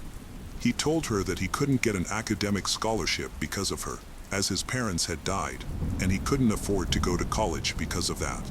After losing his place in school, he was drafted into the Vietnam War, which led him to a prison camp where he experienced some tough times. He blamed Mary for all of this. Now, he wanted to make her pay. There was one flaw in this tragic story: Ming had made it all up. Mary remembered perfectly well that he graduated from high school with excellent marks, so he could easily have received a scholarship to any college. In reality, he attended the University of Minnesota and graduated from there. He never served in the army and instead immediately opened his own store. Mary realized that his story was a lie designed to impose a sense of guilt and manipulate her. In fact, Ming lived in a fictional world. He wrote fantasy stories about many women whom he abused, and after that, they begged him to be with them. Among these fantasies was his 9th grade math teacher. During a video interview, he revealed his intent not to cause physical pain but to inflict emotional trauma so that she would feel dirty, humiliated, and insulted. The footage included more than 6 hours of assaults. Over the next few days, a friend of Ming returned a borrowed camera but kept the tape of the torture. He abused Mary daily. Ming claimed he was not a pedophile. He never abused Elizabeth, nor did he force her to watch the torture of her mother, although he repeatedly threatened to do so. Unfortunately, this did not mean that Beth would remain on the sidelines of his villainous fantasies. Elizabeth turned out to be a pawn in his fictional stories. Ming demanded that Mary show love, but she refused because she was a believer and a devoted wife who had promised to love only her husband.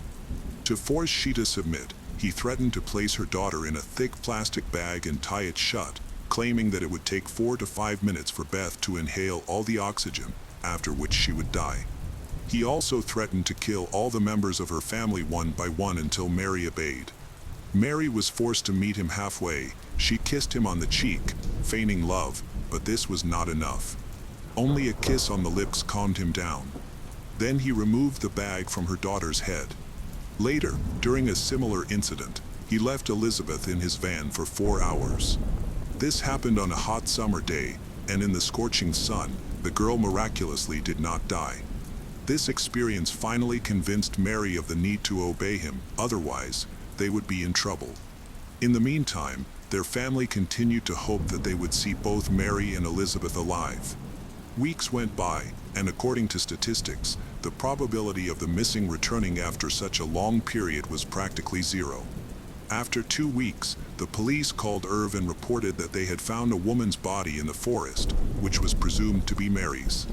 He provided his wife's dental records and was relieved to learn that it was not her, and therefore, there was still hope for the safe return of both his wife and daughter. Meanwhile, life in captivity continued. After some time, Ming softened the strict rules of the internal regulations. He allowed his captive to eat in the kitchen, take a shower on the 10th day, even gave Elizabeth several board games and a TV. He began to affectionately call her Betty. Despite the circumstances, this looked very unpleasant.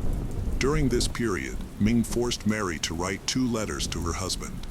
In the first letter, she was to convince the police that she had not disappeared but had simply run away from her hated husband, whom she no longer loved. In the second letter, he voiced demands that the police stop their interference, or else no one would ever see either of them again. Ming still led a double life. He was involved in business management and worked in his electronics store as if nothing had happened. From the outside, it seemed that he was quite decent and that his life was completely ordinary. In reality, he was a kidnapper and a murderer. After 3 weeks, Ming took a rented mobile home and went with his victims to the fair in Chicago. Before that, they stopped at a shopping center in Madison, Wisconsin, to change clothes, as they had been wearing their old clothes since the abduction. Both victims were under close watch from him. He would not allow them to escape. He kept one of the 2 by his side, and in case of escape, he promised to kill the other. This was how he was able to grant them some relative freedom of movement, albeit within reasonable limits. Despite all of Mary's efforts to warn the police by using a receipt from her bag while shopping, the bank was notified and, unfortunately, the FBI never received the information. It apparently got lost. When Elizabeth was left unattended for a while in a shopping mall, she attempted to tell a group of teenagers that something had been stolen, but they just laughed and walked away, not believing her story. By the end of this little trip, all 3 even stopped by the University of Minnesota campus to watch fireworks. During this time, at least 3 police cars drove past them. However, Mary knew that the criminal had a gun with him, and she feared that he might harm them without thinking twice if she called for help. So she remained silent, despite her hopes. On July 7, 1980, Mary and Elizabeth faced serious difficulties. Ming realized that he could not remain in his house forever without being noticed. Therefore, he decided to buy a mobile home for the 3 of them, making it clear that he intended to continue this madness and wanted to eliminate any possibility of being caught. Mary understood that there might not be any other chances to escape, so she planned to wait for him to leave for work before trying to free herself. The next morning, Ming went to work as usual, and Mary began her fight for freedom. She managed to muster enough strength to remove the heavy door from its hinges, from which the captive's shackles were attached. Until that moment, they had been unable to do this. Suddenly, she heard some noise and feared that Ming had returned. Mary was instantly frightened. She acted quickly and returned everything to its original state, as if they were still tied up. They seemed to sit and listen forever until finally, they calmed down, realizing that Ming was gone. The nervous tension played a cruel joke on them, but the situation did not improve because precious time had been lost. Mary had no idea when their tormentor would return. She got to the phone and called the county sheriff's office. She was put on hold twice before finally contacting the detective who was leading the search for the 3 missing people. Thanks to a tag from a dry cleaner, she provided the address where she and her daughter live. Mary was most shocked by the policeman's question about whether Jason was with them. It was then that she realized that the child had never returned home and was probably killed in that forest during a stop. In fear of Ming's return, they simply hid in the storage room, afraid that their tormentor would soon come back. Fortunately, the police arrived before long, and the mother and daughter were freed. Both victims were photographed, having remained shackled with bicycle cables for almost 2 months. FBI agents went to Ming's shop, searches were conducted, and the criminal was arrested without resistance. A few days later, Mary went north to visit her family. Her happy release from captivity, along with her daughter, became a real sensation. However, in reality, their misadventures were not over yet. Just a few days after being incarcerated, Ming hired a killer. It turned out to be a cellmate, Richard Green, who was about to be released from prison. He asked Green to commit the murder of Mary and Elizabeth so that they could not testify against him. Additionally, Green was supposed to help Ming escape from prison in exchange for a promise of $50,000 once the job was done. As an advance, he handed over a check for $1,000. Fortunately, this plot failed, and the criminal was caught. Richard did not admit that he was hired. This was only discovered during a second interrogation and after checking the financial transactions. The prosecutor's office had more than enough evidence to build a strong case. The jury ultimately viewed a 3-hour interview that fully revealed Ming's insidious plan. The hearing was a tense moment for all involved. The mayor had to walk between the prosecution and defense tables. As soon as she asked Mary the first question, Ming jumped up and attacked the mayor. However, the prosecutor blocked his path. The guards knocked him down and immobilized him. The hearing lasted 10 days, after which Ming was found guilty of kidnapping. Difficulties arose even before the hearing began. He confessed to one of the psychiatrists who worked with him that he knew where the body of Jason Wilkman. He was then offered a plea bargain. The authorities agreed to reduce the charge to second-degree murder. In late October, Ming led the police to the boy's body. Jason had died from blunt force trauma to the head, inflicted from behind. Ultimately, Ming Sen Shiu was sentenced to life in prison but retained the possibility of parole after 30 years. Mary then had to testify again as a material witness in the trial for Jason's murder. It seemed that this terrible story was about to end. However, this time Ming was prepared for the meeting.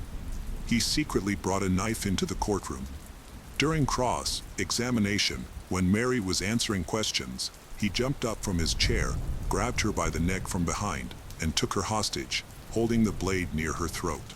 Fortunately, there was a policeman behind who managed to snatch the knife away and prevent the murder. As a result, Mary suffered a cut that went through her chin and the corner of her mouth, requiring 62 stitches. The second trial was postponed. As part of a plea bargain, Ming confessed to the kidnapping and second-degree murder of Jason, after which he was sentenced to 40 years in prison, with the terms of the sentences to be served concurrently. The case of this dangerous criminal was again in the spotlight.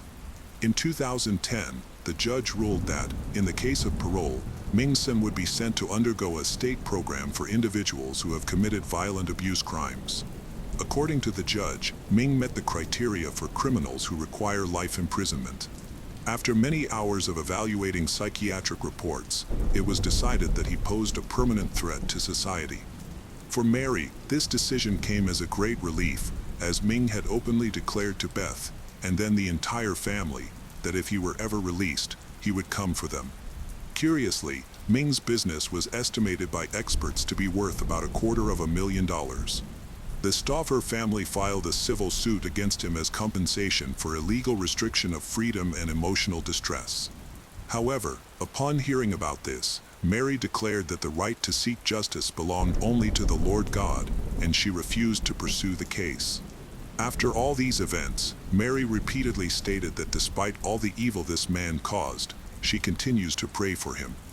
Ming Sen Shiu is currently being held at the medium-security federal prison in Marion, Illinois. The ordeal of Mary Stauffer and her daughter Elizabeth stands as a chilling testament to the depths of obsession and the fragility of ordinary life. Yet, through nearly 2 months of unimaginable torment, Mary's unwavering faith and courage not only secured their escape but also illuminated a path of resilience for her family. The tragic death of Jason Wilkman and the scars left on the Stauffers underscore the devastating ripple effects of one individual's malice. Decades later, with Ming confined and deemed a perpetual danger, Mary's choice to forgive and pray for her captor reflects a profound strength that transcends vengeance. Her story endures as both a sobering warning of unchecked obsession and an inspiring reminder that even in the face of profound evil, hope, faith, and the human spirit can prevail. Joshua Powell was born on January 20, 1976, in Puyallup, Washington, to Stephen and Terica Powell. He had 4 siblings, Michael, John, Jennifer, and Alina. However, life in the Powell family was far from normal. Their father, Stephen, was controlling and inappropriate, fostering a toxic atmosphere for his children. He shared adult material with his sons and set no boundaries, exposing them to adult content that influenced their behavior. As a teenager, Joshua acted out violently. He once killed his sister's pet gerbil in a fit of anger. He also threatened his mother with a knife during an argument, and when he felt desperate, he threatened to harm himself. In 2000, Joshua met Susan Cox at a church dinner. She was kind, hardworking, and full of life, and they got married within a year. Unbeknownst to Susan, her marriage would encounter serious challenges. Initially, they lived with Joshua's father, Stephen, in Washington, and that was when things became really disturbing. Stephen began to obsess over Susan. He watched her with the camera, used a small mirror to look into the bathroom, stole her underwear from the washing machine, read her diary, and posted love songs online under a pseudonym. Finally, one day, he confessed his feelings to Susan. This conversation, which included Susan's panicked rejection, was accidentally recorded on his own camera. It became the final straw. Joshua and Susan decided to pack up and move to Utah, hoping to forget about Stephen. For a while, life seemed to stabilize for Joshua and Susan, who had 2 sons named Charlie and Braden. They relocated to West Valley City, Utah, in search of a fresh start. However, Susan felt increasingly suffocated in her marriage. Her friends noticed her unhappiness and learned that Joshua hardly showed her any affection, creating a sense of distance between them. By the summer of 2008, their situation had deteriorated significantly. Joshua and Susan argued constantly, even in front of their children. Joshua had become extremely controlling, making all the decisions and leaving Susan feeling trapped. Their marriage was not just struggling, it was falling apart. He took complete control of their finances, forcing Susan to rely on him for even minor expenses. He reduced their grocery budget, refused to buy her new clothes, and required her to justify every dollar she spent. While he guarded their bank accounts, he had no issue spending money on himself, wasting thousands while Susan struggled to afford basic necessities. The issue extended to their vehicles as well. Although they owned 2 cars, Joshua claimed the family car as his own. Instead of allowing Susan to drive to work, he made her ride a bike, regardless of the weather or her fatigue. Moreover, he started to distance himself from their shared faith. Although they had been active members of the Church of Jesus Christ of Latter-day Saints, Joshua began refusing to attend services with Susan and their sons. He mocked her beliefs, made excuses to avoid church, and discouraged her involvement. The most painful betrayal came when Joshua refused to sever ties with his father, Stephen, despite Susan's insistence that he was dangerous and unwelcome in their lives. Joshua ignored her concerns, continued to communicate with his father, and allowed their young children to maintain contact with him. By 2007, Joshua had accumulated over $200,000 in debt, adding to their marital strain as Susan recognized that their situation was worsening. In response, she began documenting everything. In 2008, Susan created a video documenting the damage in her home, which she attributed to Joshua. That same year, She wrote a secret will ominously stating that if she were to die, it might not be an accident, even if it appeared to be one. Just a year later, she disappeared without a trace. On December 6, 2009, everything seemed normal. That morning, Susan, Charlie, and Braden went to church as usual. Susan interacted with friends and tended to her boys, and nothing appeared out of the ordinary. After church, a neighbor visited the family and spent some time with them before leaving. No one could have predicted that this would be the last time anyone would see Susan. The following morning, December 7th, something felt off. Susan didn't show up for work and hadn't called in sick or requested a day off. At the same time, the boys' nanny noticed that Joshua hadn't dropped them off, which was unusual for him. Concerned, she tried to contact the family, but no one answered. As hours went by without any word from Susan or Joshua, worry turned to fear. Joshua's mother, Terica, and his sister, Jennifer, learned about the situation and rushed to the house. When they arrived, they found the doors locked, the curtains drawn, and no one inside. The unsettling silence heightened their anxiety. They knocked and called out, but received no response. In a state of panic, they called the police. Officers arrived and forced entry into the home, fearing that the family might have been victims of carbon monoxide poisoning or faced another emergency. What the officers discovered inside the house was deeply concerning. Although the house was empty, something felt wrong. Susan's purse, wallet, and identification were still there, untouched. Her cell phone was later found in the family's only car, a Chrysler Town & Country minivan that Joshua had been using. It was turned off. There were no signs of a struggle, but one detail stood out. 2 box fans were set up in the living room, blowing air directly onto a damp spot on the couch. This unusual detail felt unsettling. Hours later, around 5 p.m., Joshua returned home with his sons, Charlie and Braden. The police quickly brought him in for questioning. His explanation was strange. He claimed that after midnight on December 7th, he took his 2 young sons, ages 4 and 2, on a spontaneous camping trip to the Pony Express Trail in western Utah, a remote area characterized by snow and freezing temperatures. He mentioned that Susan stayed home to sleep. His story raised many questions. Who would take toddlers on an impromptu camping trip in sub-freezing weather in the middle of the night, especially when they had work and daycare to prepare for in just a few hours? Police found it suspicious that Joshua had not notified his boss about not coming to work that day. When asked why, he gave a puzzling answer. He claimed he had lost track of the days and thought it was Sunday instead of Monday. Investigators aimed to confirm his story by sending a team to the area where he claimed to have camped. However, they found no evidence to support his claim, no tire tracks in the snow, no footprints, no fire pit, nothing. It was as if he had never gone on that trip. Things took an even stranger turn. On December 8th, after a second police interview, Joshua suddenly rented a car from Salt Lake City International Airport and then disappeared for nearly 18 hours. His whereabouts during that time remain unknown. When he finally reappeared, he called his mother from Interstate 84 in Tremonton, Utah, sounding disoriented and giving vague answers about his location. Later, he told his sister Jennifer that he had been driving around the city aimlessly, randomly getting on and off different freeways.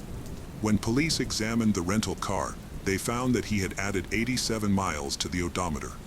Where did he go? What was he doing? No one knows, but it was becoming increasingly evident that Joshua was concealing something. 2 days after Susan went missing, the police conducted another search of her home. This time, they found something concerning on the floor, traces of Susan's blood. While it wasn't a large amount, it was enough to raise serious questions. Inside the house, they also discovered life insurance policies totaling $1.5 million and a handwritten letter from Susan. In the letter, she expressed her growing fear for her life and mentioned being terrified of Joshua. Years later, DNA tests confirmed that one blood sample belonged to Susan, while another matched an unknown male, whose identity remains unknown. As the police investigated Joshua's actions following Susan's disappearance, his behavior appeared increasingly suspicious. He emptied her retirement accounts, canceled her chiropractic appointments, and withdrew his sons from daycare, all within days of her vanishing. It seemed he was trying to erase her from their lives. Additionally, Joshua had previously talked to co-workers about how to dispose of a body in an abandoned mine shaft. At the time, people dismissed it as a strange comment, but now, it seemed more significant. As investigators worked to understand what happened to Susan, they questioned the only other witnesses present with Joshua that night, his sons. 4-year-old Charlie was interviewed, and surprisingly, he confirmed that the camping trip took place. However, his account included a significant twist. He claimed that their mother was with them. According to Charlie, Susan was in the car that night but never returned home. Weeks later, a teacher overheard Charlie make a chilling remark, stating that his mother was dead, without any details or explanations, suggesting he had come to accept this reality. Additionally, Susan's parents, Chuck and Judy Cox, reported a troubling incident. At daycare, Charlie's younger brother, Braden, drew a picture of a van. When asked about it, Braden pointed to the back of the van and said, "Mommy was in the trunk." This raised further suspicions for the police, who were becoming increasingly convinced that Joshua was aware of what had happened to Susan. They intended to bring Joshua in for further questioning and requested all footage of his interviews with local news outlets. However, Joshua showed no willingness to cooperate. On December 14th, he obtained legal representation. In the following days, he became more distant and less responsive to the authorities. Just before Christmas, he gathered his sons and left Utah, returning to Puyallup, Washington, to live with his father, Stephen Powell. By December 24th, police identified him as a person of interest in the case. Sadly, the situation was far from resolved. In 2010, Joshua moved into his father's house in Puyallup, bringing his 2 young sons, Charlie and Braden. Joshua made it clear he wasn't returning to Utah, announcing plans to rent out their home in West Valley City. Some reports indicated he left due to losing his job, but those who knew him felt he was fleeing from something. Shortly after settling in Washington, a website called SusanPowell.org emerged. It claimed to be the official site for Susan Powell, but instead of helping to find her, it focused on defending Joshua. The site accused Susan's family, including her sister Jennifer Graves, and even the LDS Church of conducting a smear campaign against him. Some posts went so far as to suggest that Susan had fled to Brazil with another missing person, journalist Stephen Kocher, a completely unfounded theory. It didn't take long for people to suspect that Joshua and his father, Stephen, were behind the website. Then, by late 2010, the Powells made a startling claim. They suggested that Susan had been mentally ill and had intentionally abandoned her family. This seemed like a desperate attempt to change the narrative, but Susan's parents quickly rebutted it. There was no evidence to support the idea that Susan left on her own or that she was mentally unstable. While Joshua tried to portray himself as the victim, the police began focusing on his father, Stephen. A family friend revealed that Stephen had been obsessed with Susan for years. When investigators examined Stephen's computers, they discovered 4,500 images of Susan, many taken without her consent. These were not just ordinary photographs, they included disturbing close-ups of her body. Police began investigating Joshua's brother, Michael Powell, after he displayed suspicious behavior.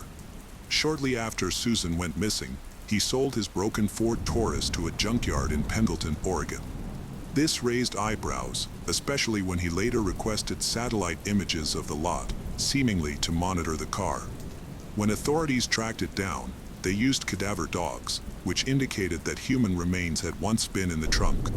Unfortunately, DNA tests did not yield conclusive results, leaving a key question in the case unanswered. In September 2011, police thought they had a significant lead. While searching Topaz Mountain in Utah, a location frequently visited by Joshua, they discovered what looked like a grave site. The ground appeared to have been recently disturbed and showed signs of digging. Investigators spent several days examining the area, but ultimately found no remains. Meanwhile, tensions between the Joshua families and the Susan families escalated. After police searched Stephen's home, Both he and Joshua took to the media to advocate for their side of the story. Stephen claimed that he and Susan were developing a romantic relationship before her disappearance, using old journal entries from her teenage years to argue that she had always been unstable. A judge did not accept this narrative. He ruled that Stephen and Joshua could not publish any of Susan's personal writings and ordered them to return or destroy any journals they had already made public. Then the situation escalated. On September 22nd, the police arrested Stephen on charges of voyeurism and child abuse. Investigators found secretly recorded videos in his home featuring young girls, adult women, and, most alarmingly, Susan. It was apparent that Stephen posed a serious danger, and authorities began to suspect that Joshua might not be innocent either. John Long, Washington's Assistant Attorney General, announced that Joshua was now part of the investigation. The day after Stephen's arrest, Susan's father, Chuck Cox, filed for custody of his grandchildren, Charlie and Braden. Initially, the court granted him only temporary custody, allowing Joshua the opportunity to regain custody if he moved out of Stephen's home. Joshua rented a house in South Hill, Washington, presenting it as if he were complying with the order. However, authorities later claimed he never actually lived there. By this time, Joshua's sister, Jennifer, publicly expressed her belief that he was involved in Susan's disappearance. As the custody battle escalated, the court ordered Joshua to undergo psychological evaluations. A forensic psychologist, James Manley, evaluated Joshua and discovered concerning patterns.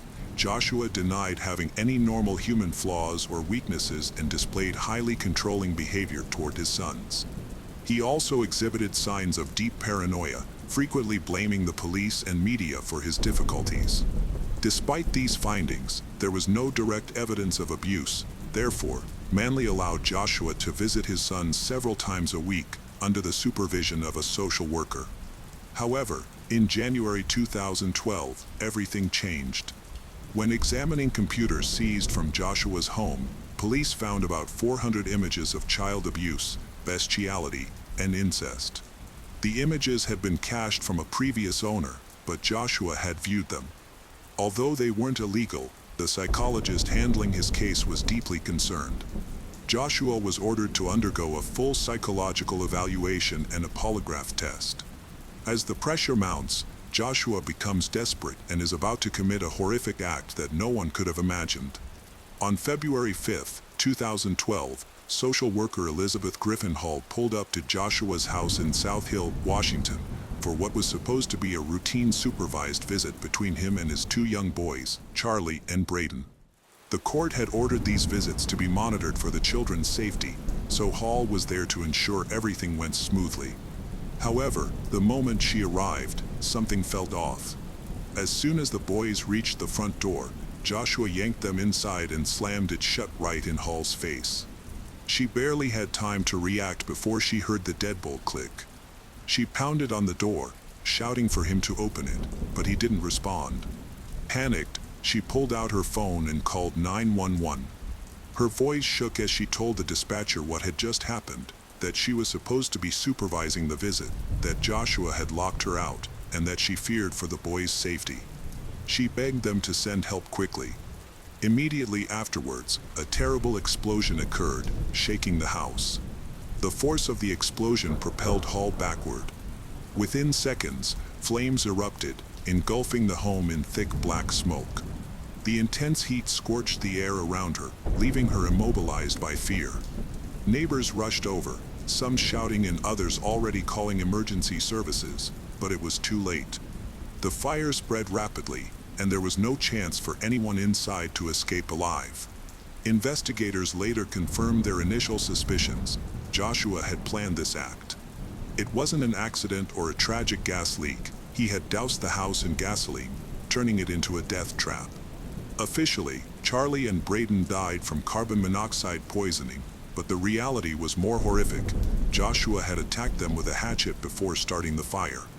The day before the tragedy, he emptied his bank account, donated the boys' toys to charity, and sent cold, emotionless goodbye emails to family and friends.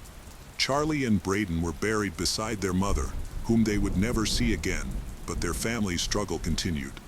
A year after Joshua took the lives of his two young sons and himself, his brother Michael tragically followed suit. On February 11, 2013, he ended his own life.